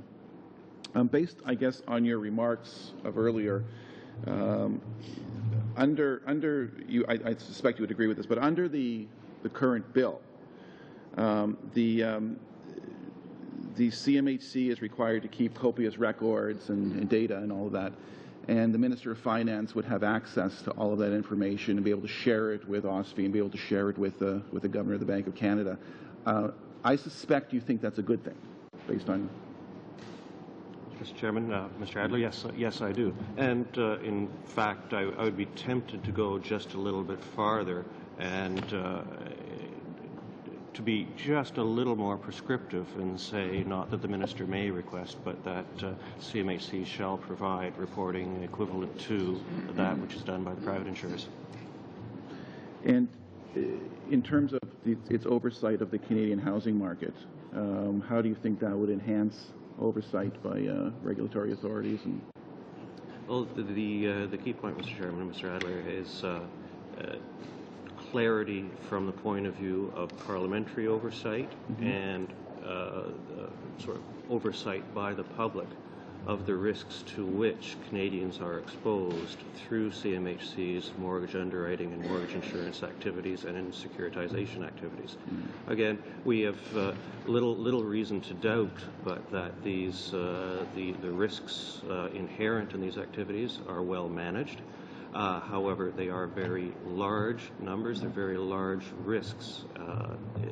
If you think about the impact of a significant housing market shock, while CMHC is well capitalized and they have, as Ms. Kinsley has indicated, capitalized, they say, at higher than the standards that OSFI requires. we should be well protected as taxpayers. Nonetheless, a significant market shock could easily eat up the capital that CMHC has set aside. So it's knowing something about the risks and making well-informed judgments about those risks from the point of view of Parliament, from the point of view of the federal taxpayer. That's absolutely central here. Yeah. Thank you, Mr. Poshman. Ms. Bell, Genome Canada has been hugely successful since its inception. It's created from inception to commercialization various products, created very successful companies. To your knowledge, how many jobs would you say across Canada that Genome Canada is responsible for, and how much it's contributed to the Canadian economy? So with regards to job creation, there will be thousands of jobs simply due to the research projects that we support. Those are made up of dozens of scientists, each of the projects, and technicians, graduate students, postdocs, etc. So there is the majority of the funding that we spend actually goes into human resources. And in addition, we have at least 25 companies, I believe, that have spun out from Genome Canada. Small still, very small, with a few staff. So that may add an additional couple hundred people. Okay. So there's been a huge return on investment, in other words. Yes, definitely. Money well worth spent. 1 minute. About 1 minute. 1 minute? Okay. In terms of commercialization, to reach that point, does Genome Canada get involved in venture capital funding at all, or attracting it, or anything to that effect? No, that is not our role. However, what we do try to do is ensure that linkages are made. We have a memorandum of understanding with the Business Development Bank of Canada to try to identify projects that would be of interest to them, for example. Right. Okay. Thank you. Thank you, Chair. Okay. Thank you, Mr. Adler. We'll go to Mr. Jean, please. Thank you, Mr. Chair, and thank you to the witnesses today. 3 questions. The first has to do with CMHC, and of course, Canadian taxpayers underwrite CMHC and the risk associated with it. But based upon the evidence given and the history of this file, CMHC in particular, there's a very low default rate based on the return on investment to taxpayers. Is that correct? Yes. Now, the increase from 200 to 300 million, as suggested by Mr. Marston, actually will not increase the percentage of risk to taxpayers at all. Is that fair to say?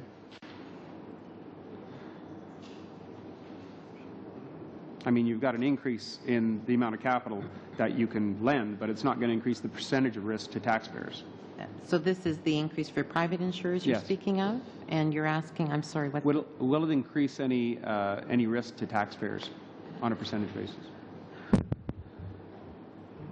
I think to the extent it's reflective of the growth in the overall mortgage market and the fact that any borrower who puts less than a 20% down payment down needs to be insured, I would say whether it's insured by the private insurer or ourselves, the risk would be the same. Exactly. My second question is in relation to the private mortgage market and the amount of the CMHC is involved in $500 billion, so that would in essence suggest that the private mortgage market would be about $150, $160 billion. Is that fair to say? We think it's about 200. All right. So CMHC would be about 65% then in essence.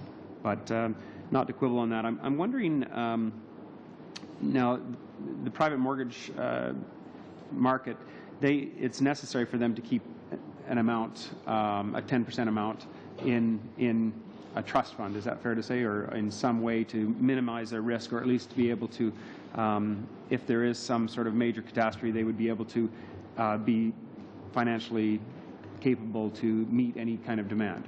Is that kept in a trust account, or how is that kept, that money? This is an arrangement they would have with the Department of Finance, so I wouldn't be privy to those details. Mr. Poshman? It's my understanding is that 10.5% of premiums are set aside. They're expensable by the insurance company, but they're set aside in their own account. In a trust account, or what kind of account? I don't know the details. Again, they're. And what amount would that be? Would that be $15 billion in essence, or is it an amount of premium? You're talking about a percentage of the premium written each year. So it would be, anybody can do a calculation on that? 22, 23 million? Well, the difficulty here is we're referring on one hand to a stock of mortgages underwritten, on the other hand to the flow of premiums written each year. I understand. And what would the premiums be each year? Would it obviously would vary based on the housing market, but I don't have a number to hand. Okay. Finally, in relation to Genome Canada, there's 20 to 25 companies you mentioned, and I would like to hear a little bit about those companies. I understand they obviously have most companies that would be started up. I think it's fair to say in my mind, and most of the people on this table, that government should have a limited amount of a limited role in relation to private sector companies, but there has been somewhere in the neighborhood of 20 to 25 companies that have been started up as a result of Genome and the initiative there. And I'd like to hear a little bit about those companies and the potential growth of those companies relating to Canadian taxpayers, the return on investment, also the economy. Certainly, and of course we are not involved in the commercialization of those companies. We're involved in the research up front that is used to launch those. There's one example of a company in Ontario, DVS Technologies, which has actually developed a mass spectrometry technology that is, now they produce equipment that is used by researchers around the world and should be used for clinical purposes. That's one example. Another example is one on colorectal cancer, in which they have developed a diagnostic test which should be able to predict, identify a certain percentage of those at risk for colon cancer earlier than has in the past, so that they can be directed to the appropriate treatment. And so that's a diagnostic test that has spun out into a company. To think of some more examples of companies. We have a company that is involved in transplantation transcriptomics, which is one that looks at markers that are produced, biomarkers that are produced when there are problems with transplantation of organs. So in essence, it sounds, Ms. Bell, that Genome is actually the investments in the companies that are being spun off are actually companies that will benefit, not just Canada and Canadians, but in essence the world with health research and things like that. Definitely. Thank you. Those are all my questions, Mr. Chair. Thank you very much, Mr. Jean. I just have a couple of clarifications as a chair. First of all, for Ms. Launderville, just a clarification.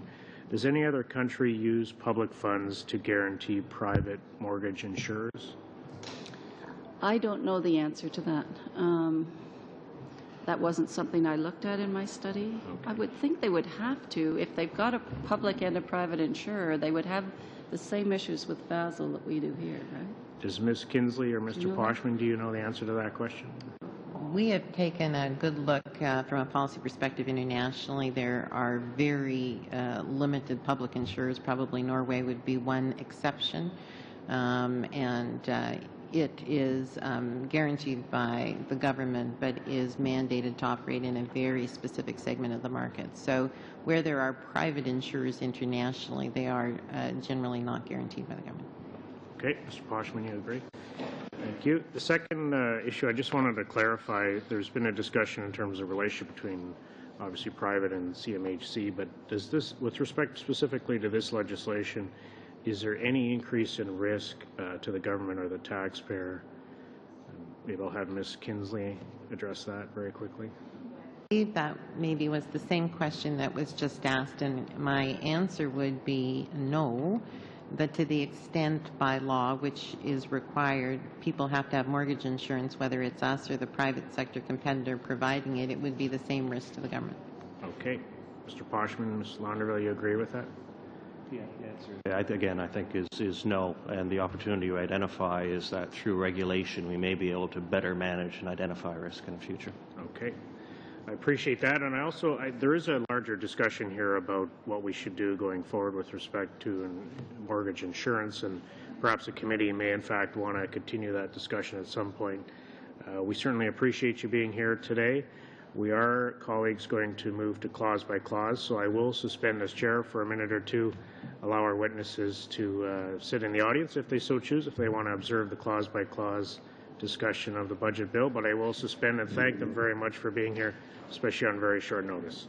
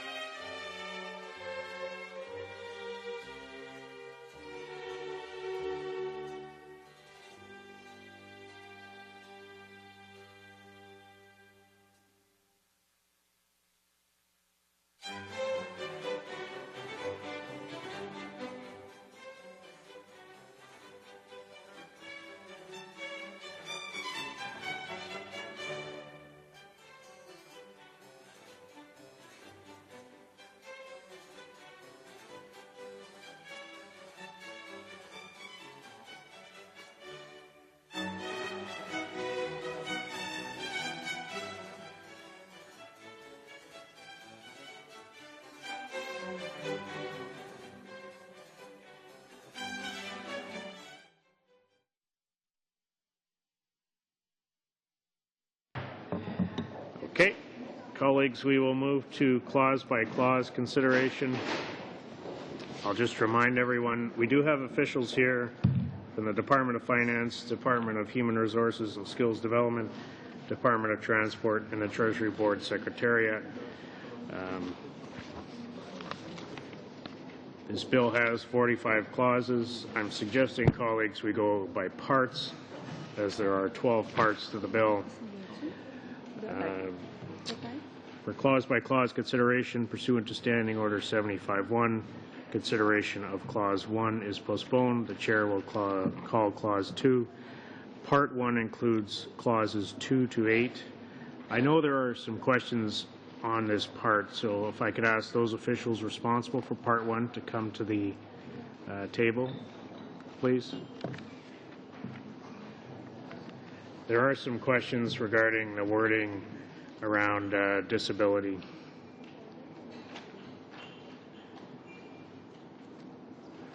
Do we have names? Yes, we do.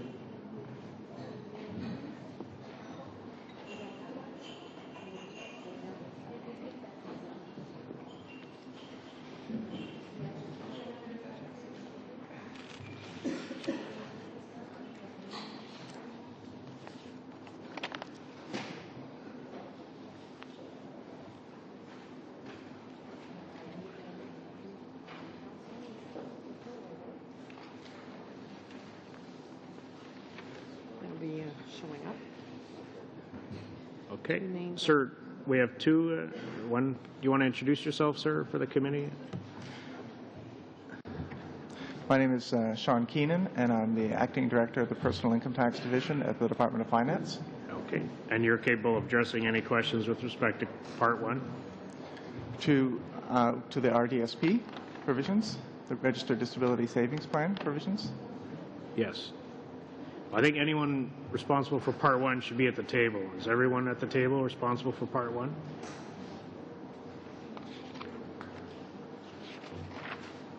Okay. Everyone at the table for Part 1.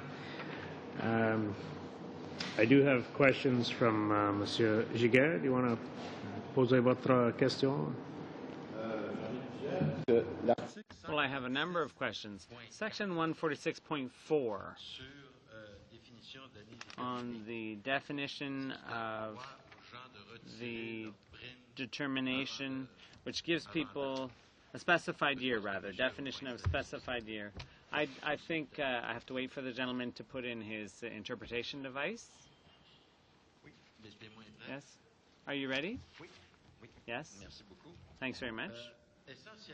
So basically, if I understand correctly, this system, a person who's very ill, who's probably going to die, can, before dying, withdraw his savings in a registered disability savings plan without any tax disadvantage.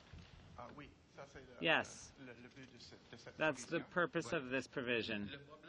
The problem is that what he has to do that, there are two requirements. They have to get a doctor's certificate certifying that the beneficiary is going to die within 5 years. Very few doctors are willing to make that kind of medical speculation. The second problem is that the person has 5 years to die.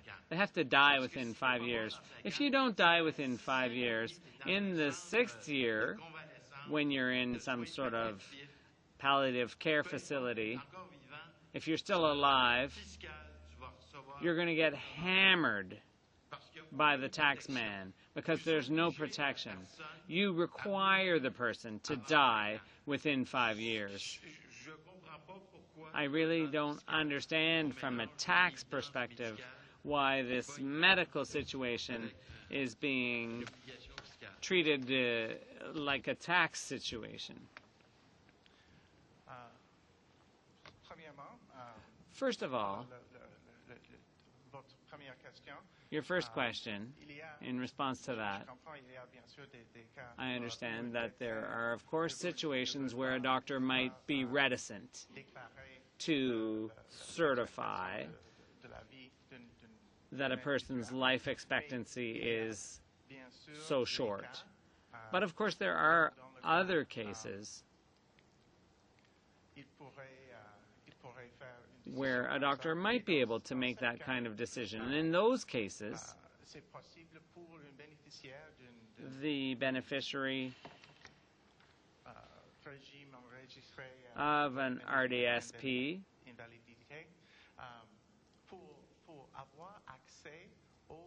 could get access to his or her savings in the disability savings plan. Now there's a penalty. The system was set up, the plans were set up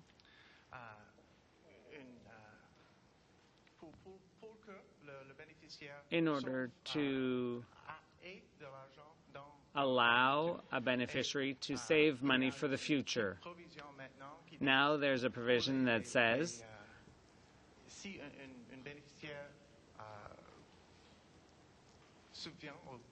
that if a beneficiary withdraws a certain amount from the plan, they have to refund that money to the government in the next 10 years.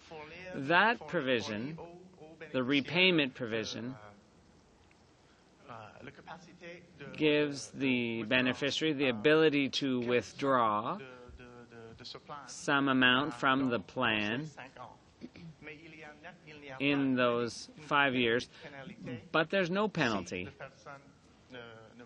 if the person doesn't die. There's no penalty.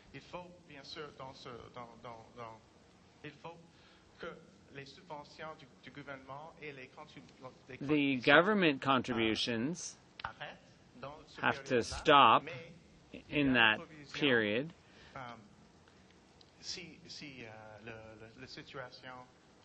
but if the situation changes for the beneficiary, he can change the status of his plan and start over again, start making contributions again, and getting government contributions going again. Well, that doesn't really answer my question about the problem. Imagine a situation where someone's diagnosed with brain cancer, and if there's some sort of medical breakthrough and the person survives more than 5 years. So in the 6th or 7th year, while the person's in a palliative care facility, they're going to lose their rights. If their life expectancy has been limited to 5 years in terms of tax treatment. If we got rid of that, that would solve the problem.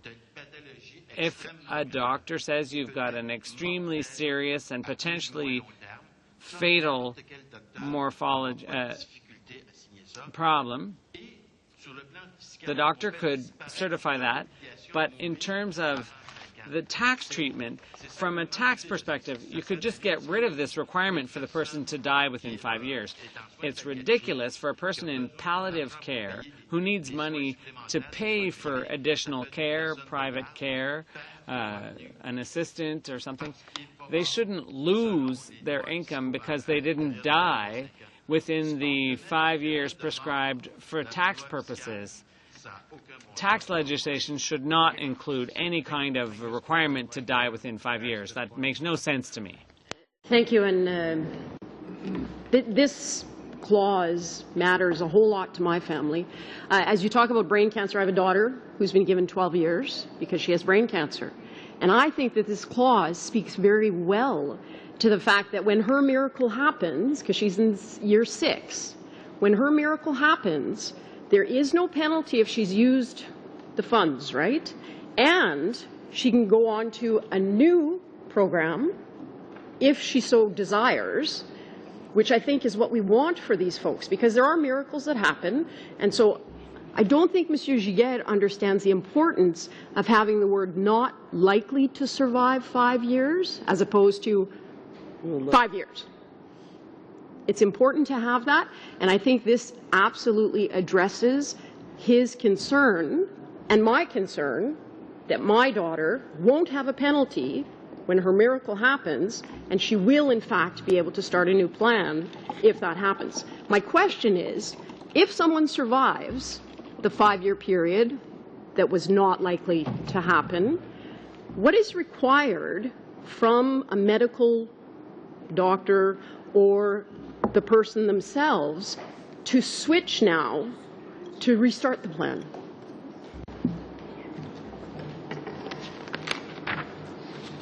In order for the plan to be changed from a regular plan to a plan in which you can make an early withdrawal without penalties from the assistance holdback amount, the beneficiary must file an election and the medical certificate from the medical doctor with their financial institution, and then that would be filed then with the Canada Revenue Agency and Human Resources and Skills Development Canada, such that they keep it in their records that these amounts may be withdrawn without penalty. In order to reverse that election, then the individual just merely needs to file a notice that essentially says they wish to reverse that election. And I see that under it's section 2. I'm sorry, I have such a hard time with all of the numbers, but on page 2 at the bottom and page 3 at the top, just for the benefit of Monsieur Giguère, that's where it talks about how the recipient can actually change the plan. Am I correct? Of the bill itself, I'm looking at the bill itself.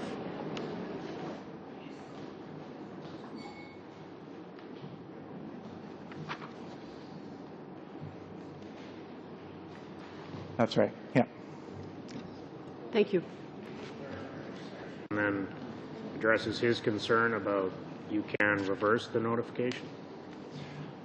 Sorry, can you repeat that? It's in one point online. It starts at line 31 on page 2. It says the plan ceases to be a specified disability savings plan at the earliest of the following times.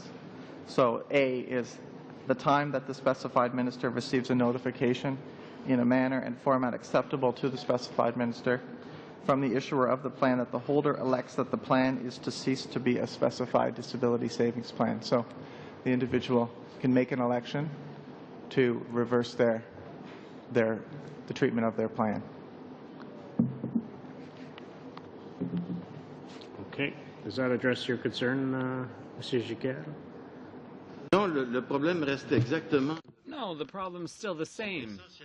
Basically, the problem is, Ms. Glover says that if a person miraculously recovers within 5 years, but if there's a new drug, the person doesn't die and they make a full recovery, that's great.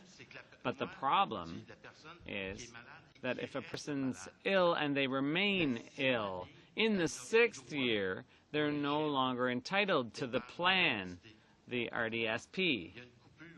They're cut off.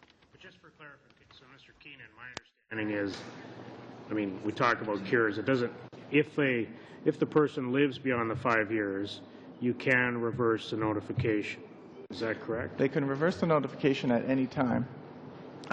They have a plan, and what this provision does is, right now, if you make a withdrawal from the plan, and for government contributions that have been made within the preceding 10 years, those contributions have to be repaid to the government, and that's in order to promote the long-term savings objectives of the plan, because the plan is essentially the premise.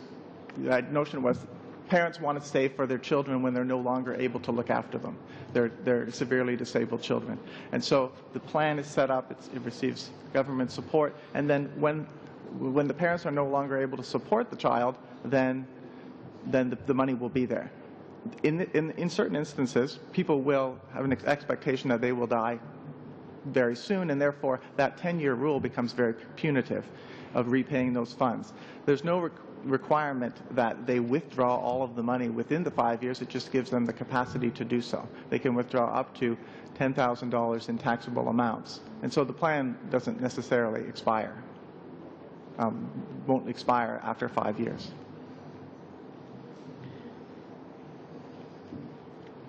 Okay, does that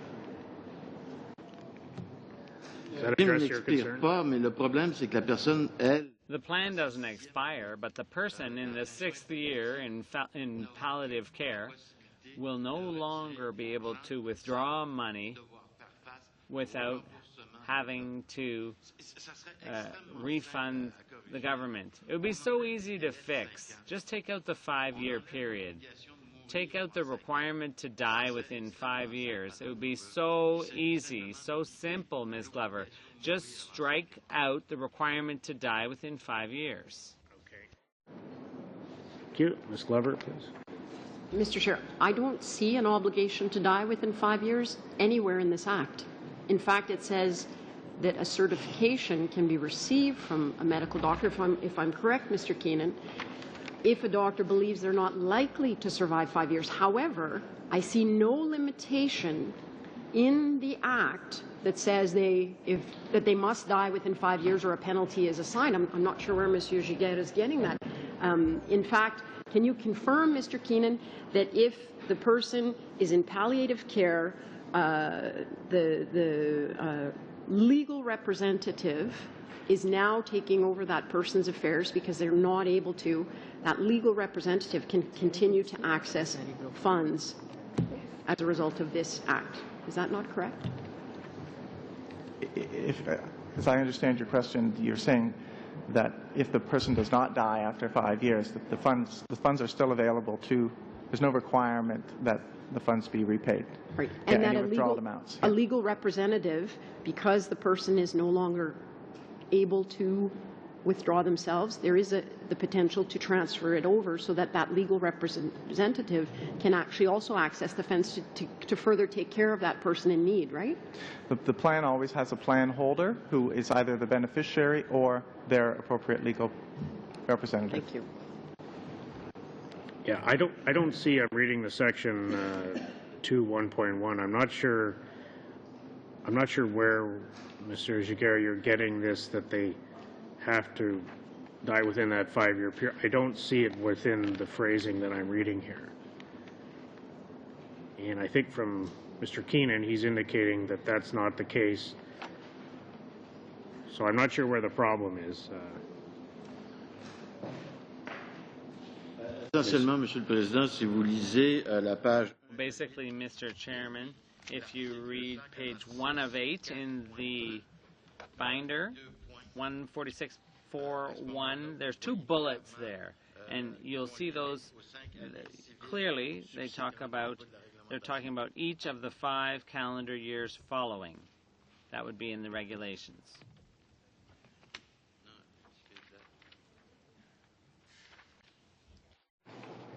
Okay.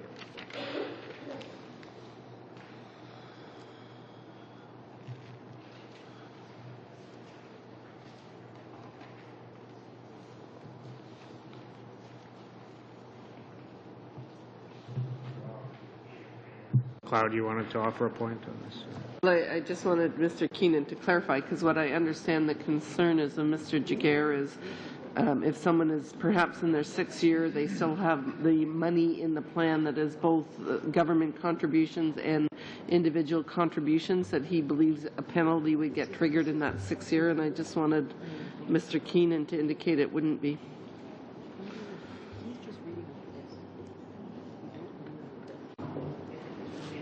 Can you clarify this?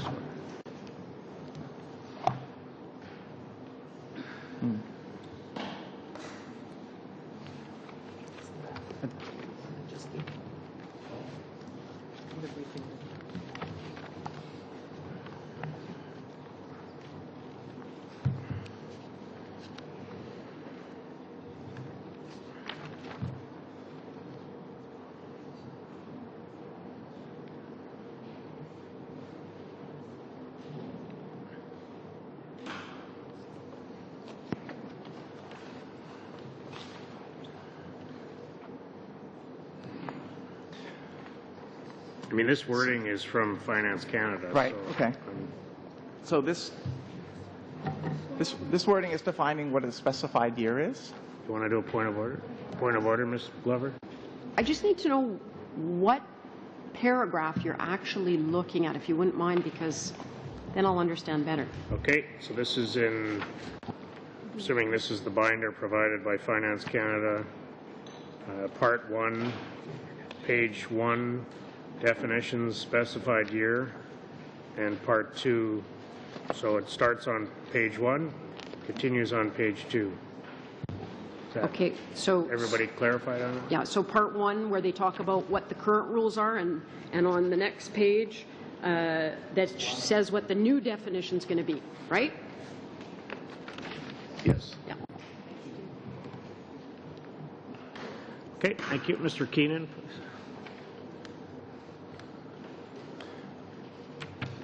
So this part says that the specified years are the year in which the medical doctor certifies and each of the following 5 calendar years.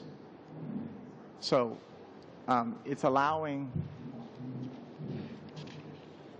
under the current rules, and then the provision is saying that in any of those years, the withdrawals can be made without triggering the assistance holdback amount.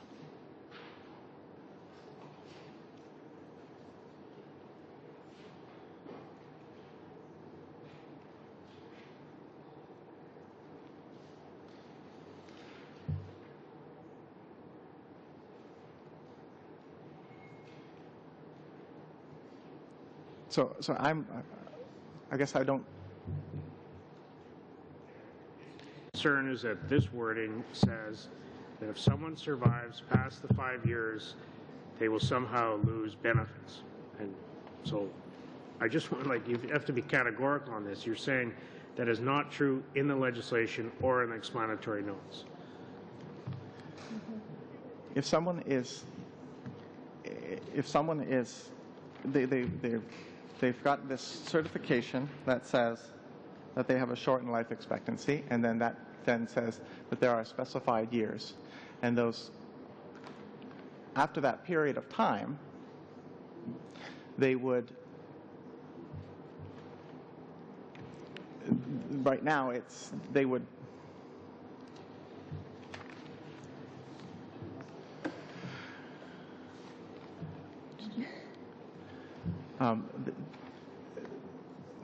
I suppose they would need to go and be recertified to say that they would, the way it reads, that the specified years allow them to make those withdrawals, and there's no penalties if they survive after that period of time. There are no provisions in the bill that say that if they survive more than 5 years, that there's any requirement for them to repay the amounts that they have withdrawn from the plan. Okay. Ms. Glover, you wanted to add to this? Thanks to our wonderful analysts. There's actually an error in the French version of the bill. If we look at Bill C3 and we look at subsection 2A and B, in between, at the end of A we see or, but in the French there is no or. Alors, il manque le mot ou. So the word or is missing from the French version of the bill.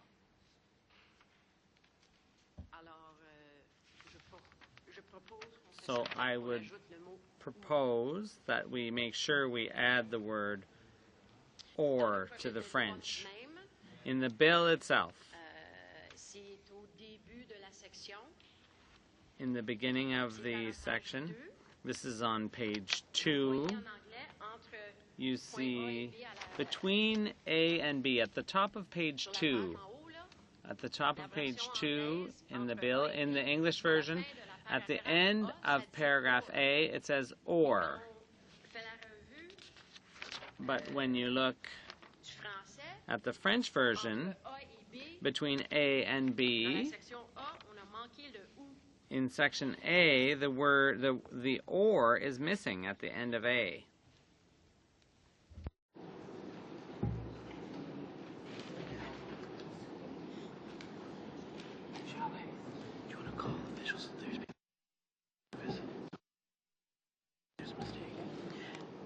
And, Mr. Chair, if we could call officials from Legislative Services to come up, they may be able to explain this a little bit better, or Justice Canada if they're here. Yeah, can we call, do we have a nameplate for? So if I may, I'm Sure, just please introduce yourself. Yeah. We don't have nameplates here. So. I'm Sonia Vaudieu. I'm at the Tax Counsel Division of the Department of Finance. It's one of the legal services at the Department of Finance. Actually, if I may, you raised the issue of the or between in the English version. However, in French, when we draft legislation, we don't put or and in paragraphs, between paragraphs. It's reflected in the preamble of the section, and it says ainsi que celles des années ci-après qui sont applicables. So this is the or concept is in there. Okay?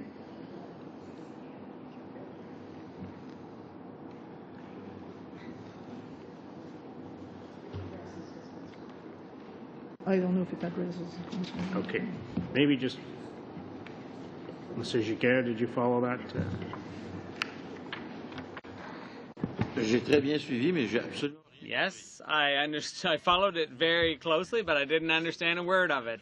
That's always the problem when you have tax legislation and you jumble together things that aren't numbers aren't easily put to. And life expectancy is something that's hard to determine with any great precision.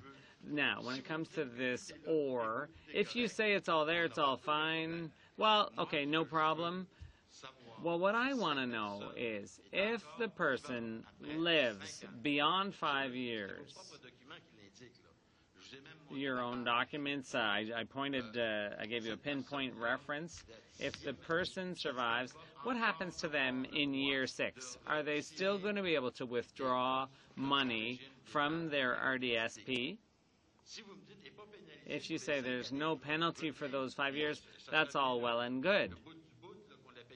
And that would really be the last straw if they were to be penalized. But what I want to know is, in year 6, if they're still alive, or year 7, if they're still alive, can they continue to make withdrawals from their RDSP?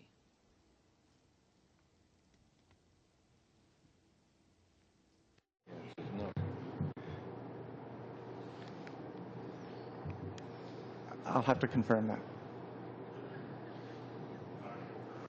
Meaning yes, it's true, or you have to confirm it with other officials? I'd just like to go back and confirm with some other officials, if that's possible. Well, let's, I think we should table then part 1, and we'll have to move on.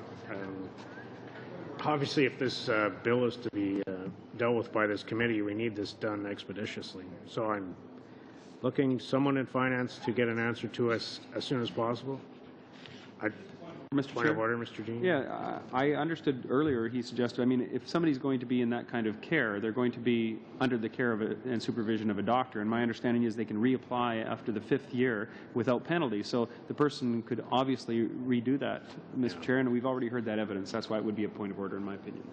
Yeah, that's not a point of order, it's a point of debate. The issue, though, is Mr. Giguère asked a very specific question, which is the question he's asking, and Mr. Keenan, my understanding is you're not giving a very clear answer. You want time to confer with someone else before giving a clear answer to that question? Yes. Yeah. Okay, thank you. So we will table, for now, clauses 2 to 8. Are there any questions from members on Part 2, clauses 9 to 12? Okay. Shall clauses 9 to 12 carry? Carried? Okay.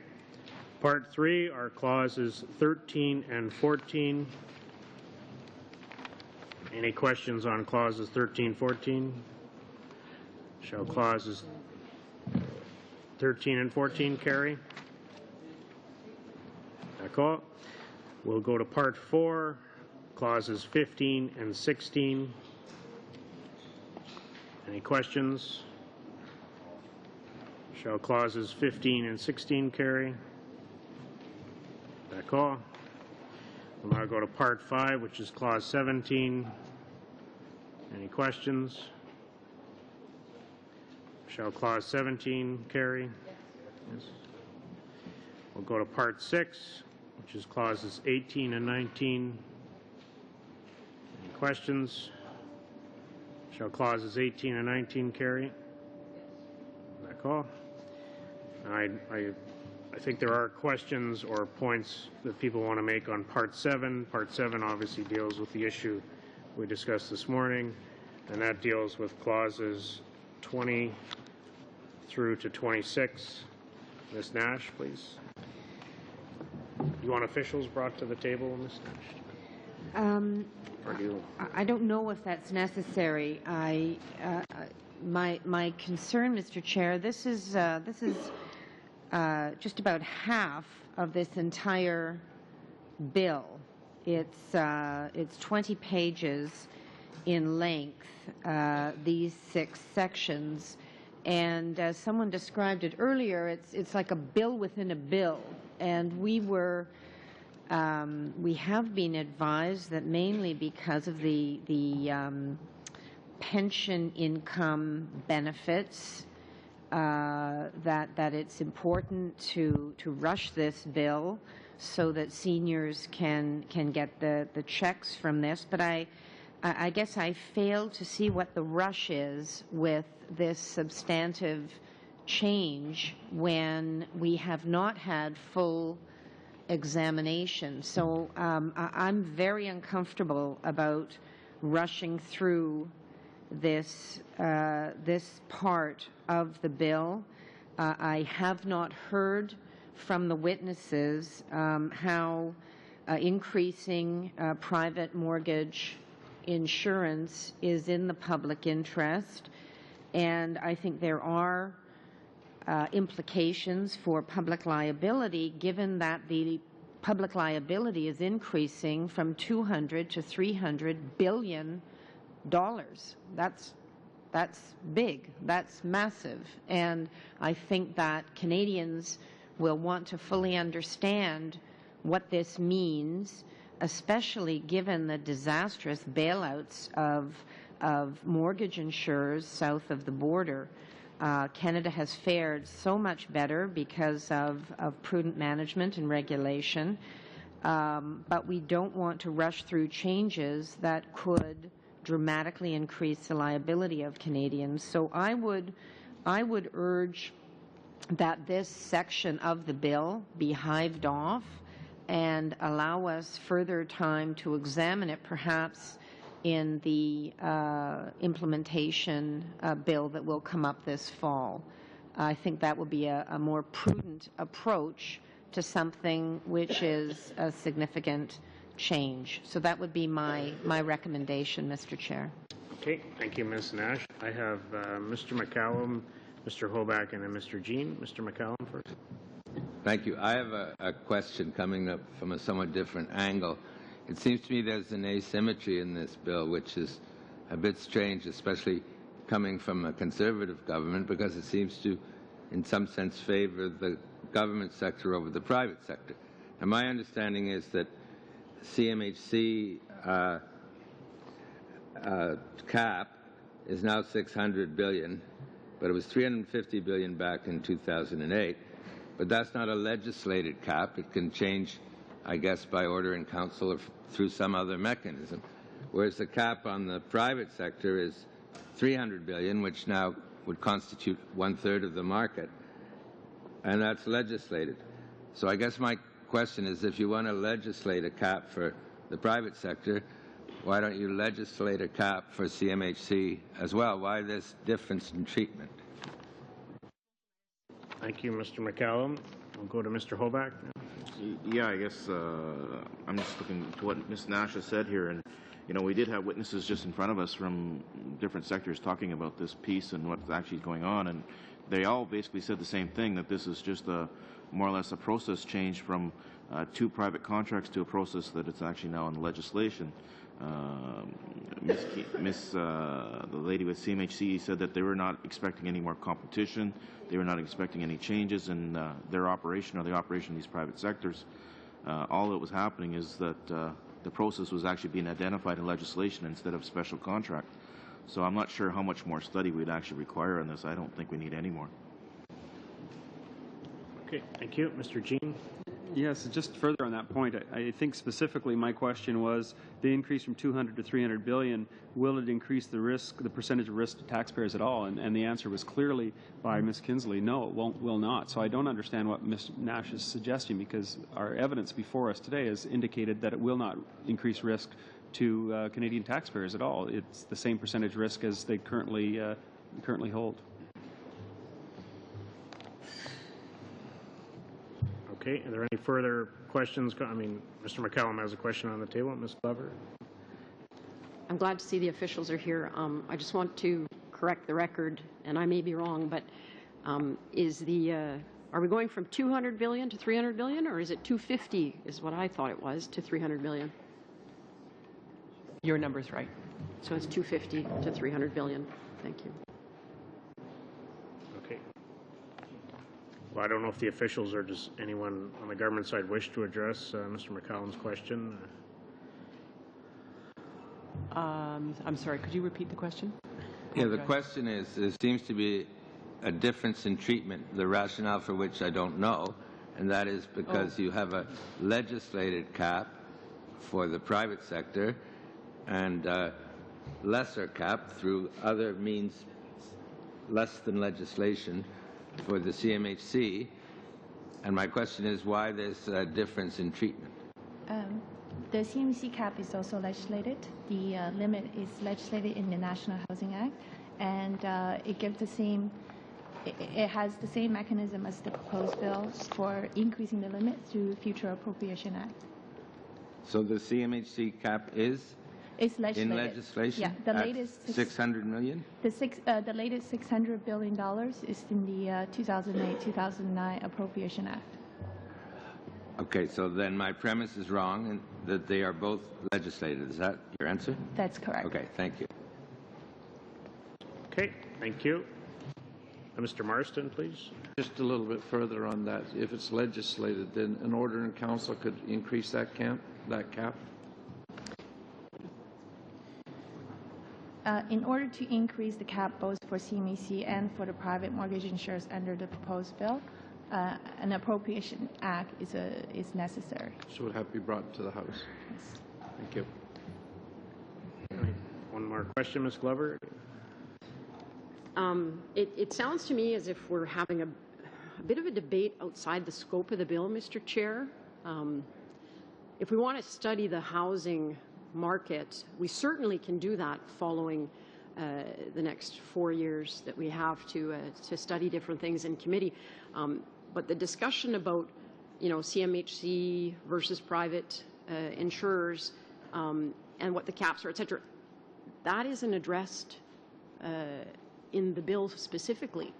And so I'd like to stick to what's in the bill. And when we talk about urgency, the reason, and I would ask the officials to confirm this, the reason that I see this being urgent is because when we look at other countries like Greece, we talk about Italy this morning, I was listening to the news, there is risk worldwide economically. And so this just ensures that there is actually oversight. Without this bill, if unfortunately there is a downturn, we don't have legislated oversight, which is why this is an urgent bill. Is that correct? Do you want to add anything or expand upon that? It does enhance the stability of the housing finance market. Currently, there is contracts that are outstanding between the government and the private mortgage insurers, and to date, those have worked very well. But this does, putting it into legislation does increase the transparency and does increase the government's ability to make timely changes when required. Okay, thank you. Ms. Nash, please. Well, I'm seeing in this bill the figure of $300 billion, which is different than $200 billion, which it was 5 years ago, and different from $250 billion, And I guess I don't understand how increasing Canadians' liability to $300 billion from 250 or 200, which it was 5 years ago, is not an increase in public liability or the amount that Canadians are on the hook.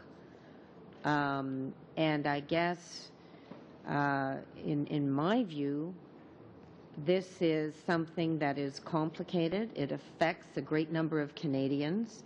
We heard the head of the Bank of Canada just last week talk about his concern about a dramatic increase in housing prices in some parts of the country, and a concern that perhaps there could be a correction of those housing prices, which has happened in the U.S., and a lot of things have happened in the U.S. It doesn't mean they're going to happen here, but certainly a steep correction in the housing market could leave Canadians vulnerable and put some of their mortgage responsibilities at risk, and therefore increase the risk to Canadians who are backstopping those mortgages for certain ones. So to me, this is complicated. It is significant, and what I would urge is that we examine this further to make sure that we're making the right decision. There were decisions made in the U.S. that were not challenged publicly at the time that increased the liability and the risk for all Americans with devastating results. And I guess I would just argue for a little more time, given that this is a significant change. Does one of the officials want to address that? Ms. Pierce? I'm not sure I can speak to the issue of how your committee chooses to deal with this part of the Act. No, in terms of the $300 billion limit. Pardon me? In terms of the issue of the amount of the limit. We have a number of pieces of legislation that interact. So we have in the financial institutions legislation a requirement that all mortgages over 80% must have mortgage insurance. So on one hand, we have a requirement that a lender, a mortgage lender, must receive mortgage insurance from either CMHC or a private mortgage insurer in order to take on the mortgage of a Canadian that wishes to purchase a house with a down payment of less than 20%. So with that requirement, that mandatory requirement in legislation, we are under the government would be under an obligation to ensure that mortgage insurance is available. So I'm not, I guess, if the question is, are we increasing the government's liability, I suppose the absolute number is increasing, but the question that this piece of legislation is addressing is is whether we should be moving the contracts that currently exist for private mortgage insurers into legislation. So I see it as a slightly different question. I don't think that this piece of legislation is increasing the liability to the Government of Canada. You're saying the model that we have in place in Canada requires that the loan limit be increased? Yes, because of rising house prices and rising number of people purchasing houses. But it doesn't change the model, and it doesn't change the amount that is leveraged, or it doesn't change the actual liability of the government. Well, the liability of the government, as you say, will be going up in absolute numbers, yes, but as a proportion. Yes. Okay. Well, this is, I think we obviously have different views. I mean, if members in the opposition are comfortable, they can vote against, or, but I'm not, my sense is the government wishes this section to be included in. Okay, Ms. Nash? Yeah, if there's no ability to postpone this, to deal with it more thoroughly, then we'll be voting against this section. Okay. Can I deal with clauses 20 to 26 inclusively? This is part 7 then. So shall clauses 20 to 26 carry on division? On division? So division? Okay. Thank you. We have Part 8, clauses 27 to 29. Any questions? Question? Shall clauses 27 to 29 carry? D'accord. Part 9 are clauses 30 and 31. Any questions? Shall clauses 30 and 31 carry? Yes. Part 10, clauses 32 and 33. Any questions? Shall clauses 32 and 33 carry? Yes. Part 11, clauses 34 to 36. Any questions, Mr. McCallum? Yeah, I have some concerns about this, or some questions I'd like to ask. Right now, I believe only certain departments like Public Works are allowed to provide shared services to other departments, but the changes in this bill could result in radical change in the way government operates, and with the potential for substantial layoffs in the tens of thousands of people. So I think what I'd like to know is how the government plans to make use of these shared services measures, what departments are being targeted. I note that the in effect date for these changes is retroactive to June the 1st of this year, so that would suggest the government has some pretty concrete plans in mind. And has the government had any discussions with our public sector unions on how these measures might be used? We have officials at the table. If I could just ask the officials to introduce themselves and provide an answer. Good morning. My name is Gonzague Guéranger from the Treasury Board of Canada Secretariat. My name is Peter O'Callaghan from the Comptroller General's Office. And Doug Nevison from the Department of Finance. And Stefan Mediation from the Privy Council Office. Okay. Who would like to address Mr. McCallum's questions? I can begin with some elements of answers. Thank you for your question. What this bill is really about is really to acknowledge the fact that more and more departments, and they have been doing that for a while, have been taking the initiative to collaborate among themselves to share some of the internal support services that they need. It could be related to HR, finance, IMIT, these kind of services. And the main reasons for this collaboration most of the time is really because we have small organizations who don't have enough capacities, and they prefer to regroup so that they can share these services in a more economical and efficient way. We have example of that in different places in the government, and we want to recognize that movement and give them the legislative authority to proceed with those arrangements. It is true that there is an increasing demand for building new delivery mechanism among departments, so it reduces costs and increases efficiencies for these internal support services, and this will enable further collaboration between departments.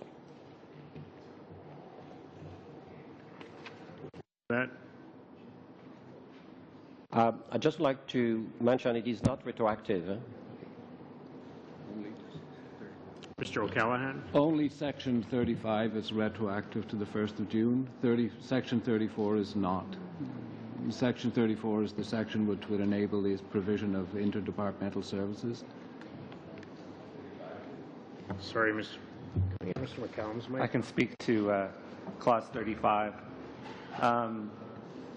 This clause would add a provision to the Financial Administration Act that would clarify that a department to which a portion of the federal public administration is transferred under the Public Service Rearrangement and Transfer of Duties Act may make expenditures in respect of that portion of the federal public administration and the functions carried out within it.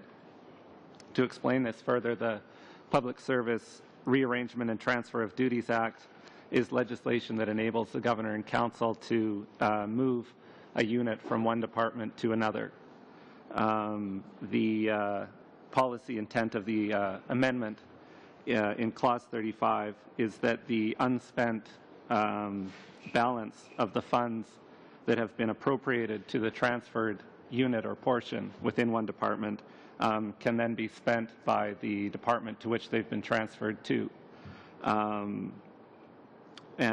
Basically, the amendment would clarify that any of these would basically align the spending authority with the department to which the portion has been transferred to.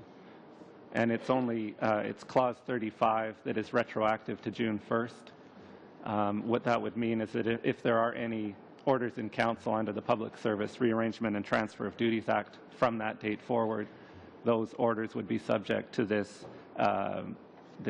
deeming provision. Okay, thank you. I have Mr. Jean, please. I've never been known for my ability at spelling, but 34 sub 4 sub G, material. Is that correct?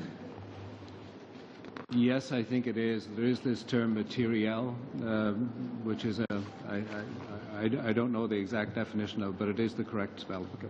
Thank you. Okay, thank you. Further questions, Mr. McCallum? Well, the officials gave a very benign interpretation to my question, which is fine. So this is really more of a comment that I believe under Mike Harris in Ontario, the same sort of mechanism was used so that one, for example, human resource department in one department would serve a variety of departments, and the people in the HR departments of these other departments would simply be fired.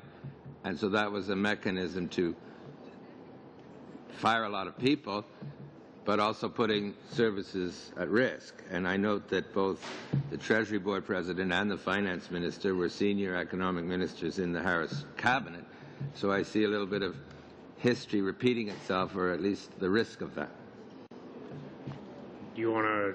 I'm not asking them to answer that unless they would like to. Do you want to respond whether this is modeled on the Harris government effort to fire civil servants? I think that's the question. No, it is really not. For instance, as you know, in the budget, we have the strategic operating review, and this bill we are talking about is independent of that.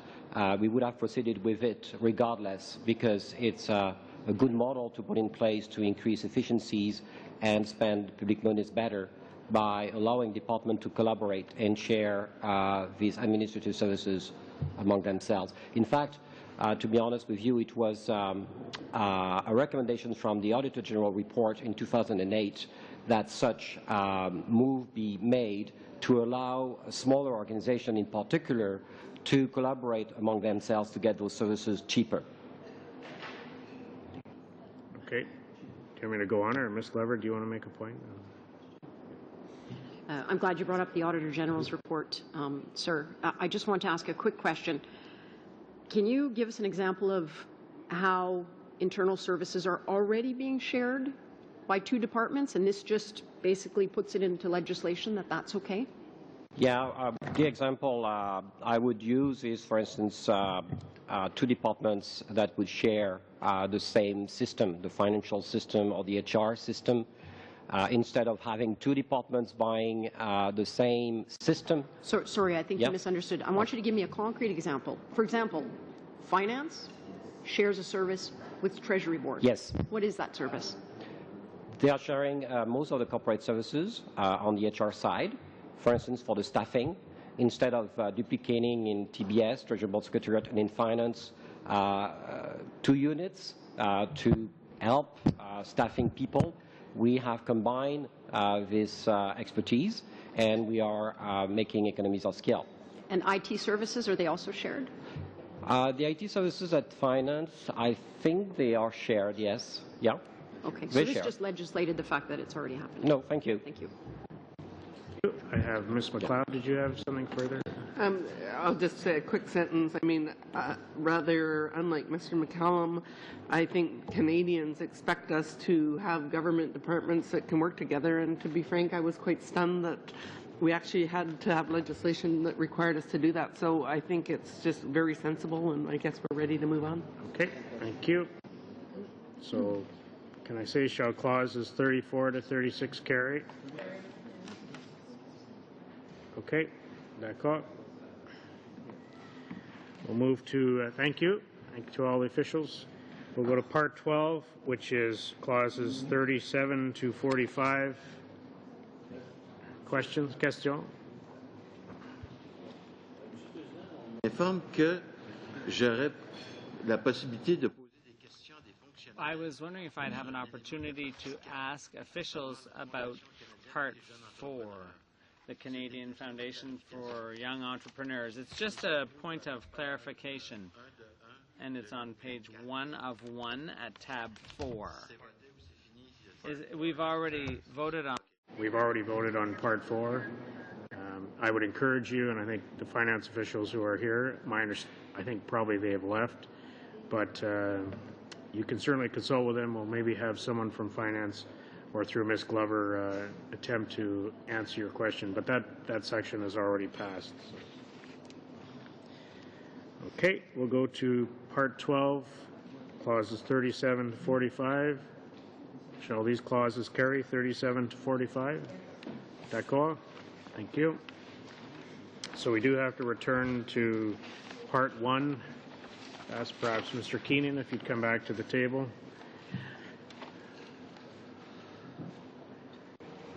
And hopefully we've got some clarification with respect to the questions that have been asked.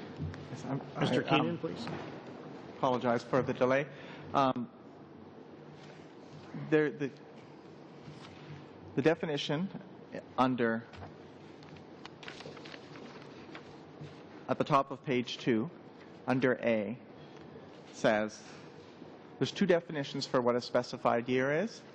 So in this instance, what we're adding is the specified year for the purposes of this with allowing you early withdrawals without penalty, and that says if the plan is a specified disability savings plan, which is what this measure does, each subsequent calendar year, but does not include any calendar year prior to. So what that provision is saying is that after the election is made, after the certification is received, any year after that, it's not limited to the 5 years. So in response to the question, in year 6, there's no requirement for recertification, that once the certification has been received, then the provisions of this measure apply in any subsequent year.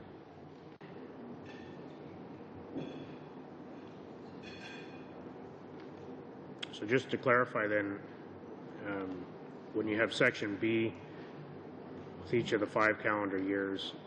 And section B starts in any other case, and that applies to, there is an existing provision in the bill that says, or in the act, that says if you are withdrawing funds, there are certain minimum withdrawal rules that apply and maximum withdrawal rules that apply. And if you have a shortened life expectancy, which is, we're piggybacking on that definition, so of the specified year, if you have a shortened life expectancy in those 5 years, then the minimum and the maximum payment amounts do not apply. And that's in when you're withdrawing funds. But the provision that allows you to become a specified disability savings plan says in the year of certification and each subsequent year. Okay. I hope that addresses, Mr. Giguère, does that address your concern? Ça répond à ma préoccupation. It addresses my concern because I assume that what the official from finance says will be part of the record. And so in that respect, his interpretation will have the force of law. So if someone's in extreme suffering after 5 years, in the 6th year, they will still be entitled to withdraw from their RDSP without having to make any repayment to the government.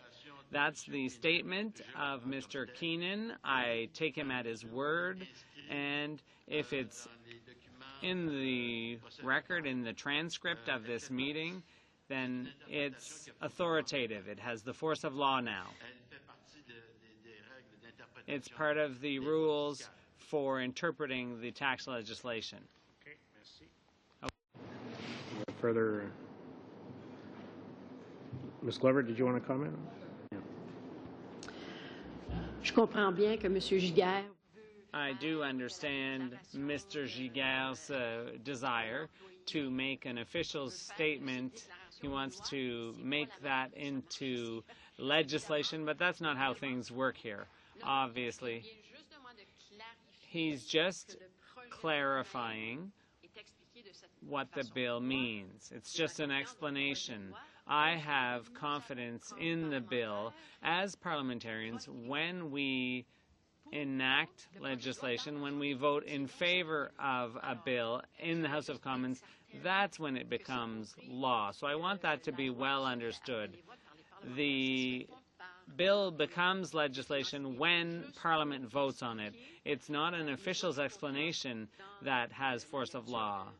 So I want to make it clear that when we study this bill, those who are suffering after 5 years, those who are ill, because it says each subsequent calendar year, they'll be able to withdraw money from the plan. Thank you. Can I respond to that?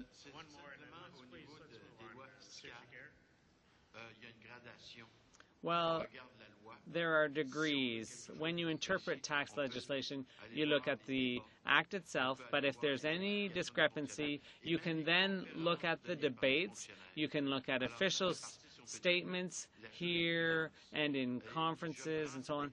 This is what the case law says. So his statement was made here. We've all accepted it.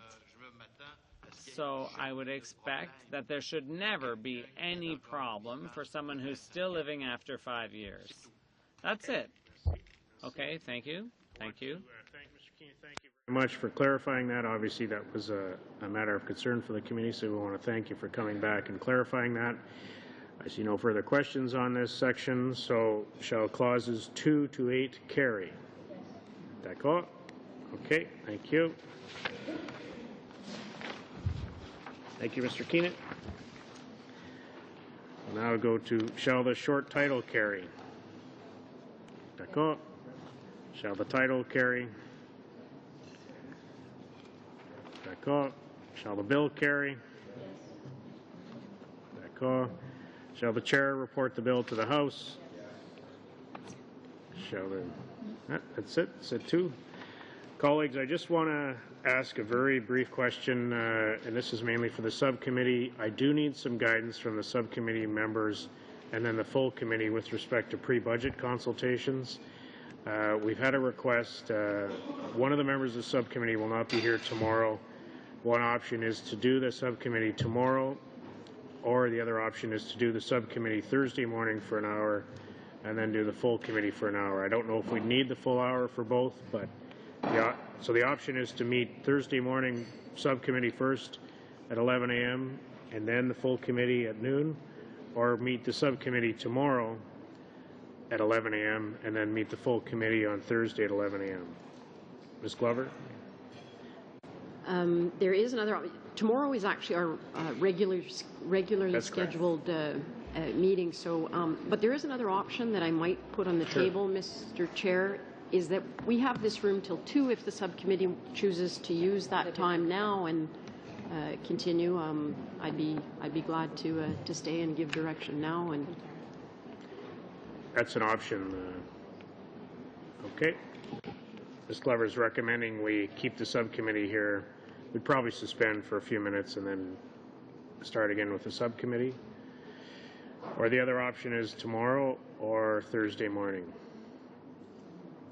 No, Mr. Mai is on. Okay. Mr. Mai, do you have a preference? Okay. Okay. Point of order, Mr. Hovack. When do you have to table the report today? 3 o'clock. At 3 o'clock? Okay. Ms. Nash?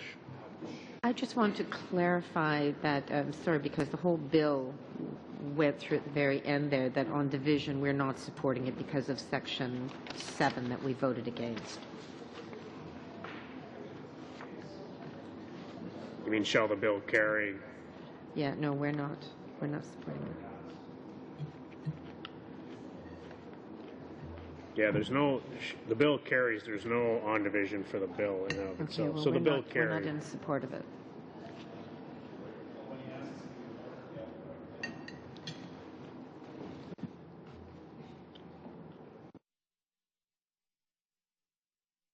Yeah, the on division is for clauses 20 to 26. That, we're not in support of the total bill. Just hold on.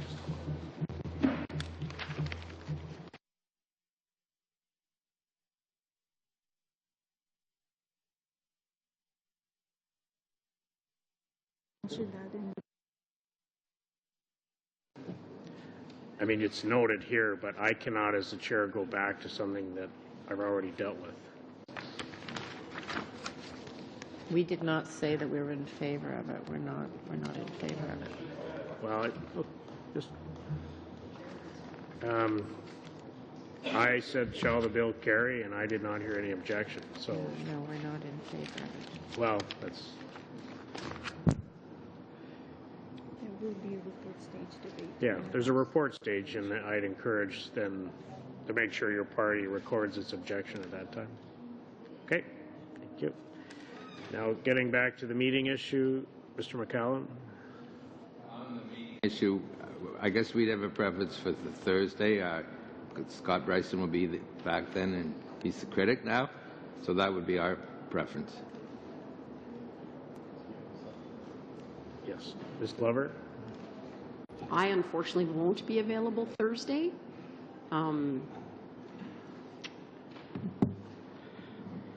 What time would he be available tomorrow?